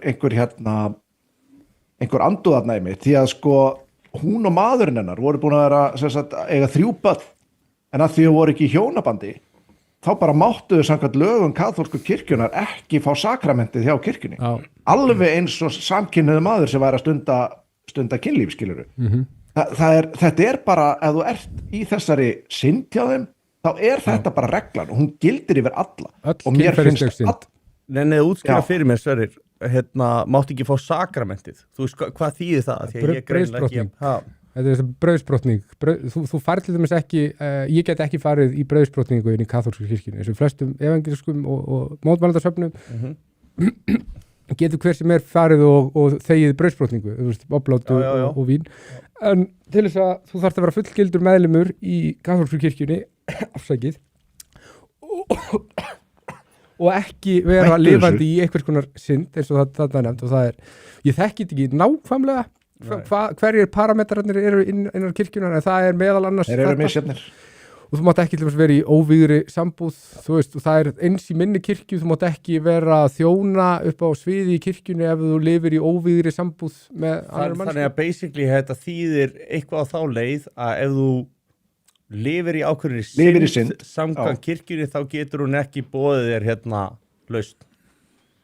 Þú mátt vera með í öllu, þú mátt mæta á allt svoleiðis, sko. Þú bara mátt ekki taka oblátun á vínið sem er svona, það orður basically að segja sér að taka við Kristi. En kirkjan hjálpar þér að vinna gegn þessari synd, skilur, og menn eru hvattir til þess, skilur, en það eru svona ákveðin annmarkar settir og þú mátt ekki taka við brauðsbrotningunni á meðan þú lifir ennþá í synd en ef hún myndi giftast þessu manni hún gerði það og þá nú mega þau gera þetta.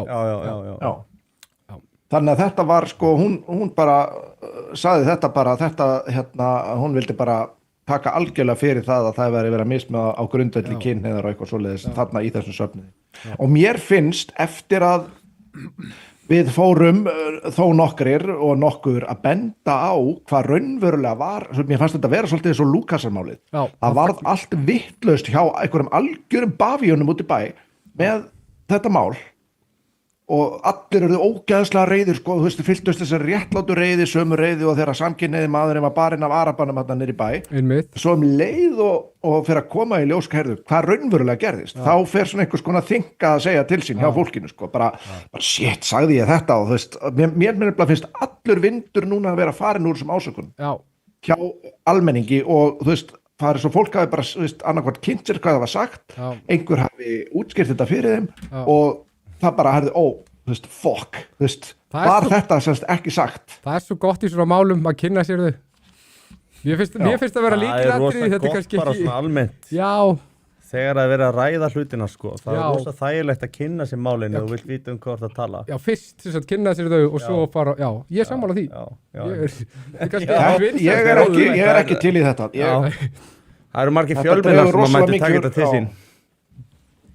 Þetta dregur rosalega úr hæfileikarum mínum og getur minni til að trillast við minnsta tilefni sko. Já.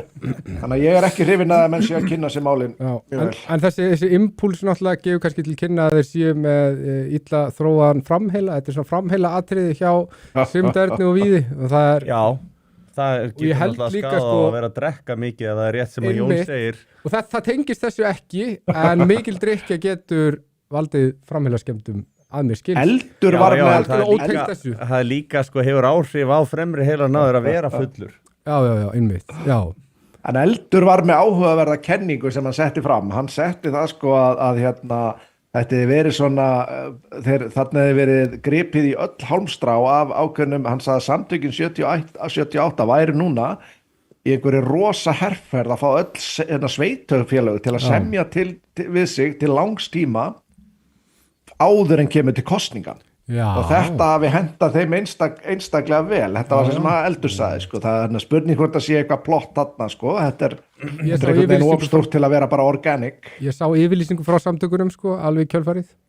Já. Já. Það hafa verið fljót að bregðast við þá. Já.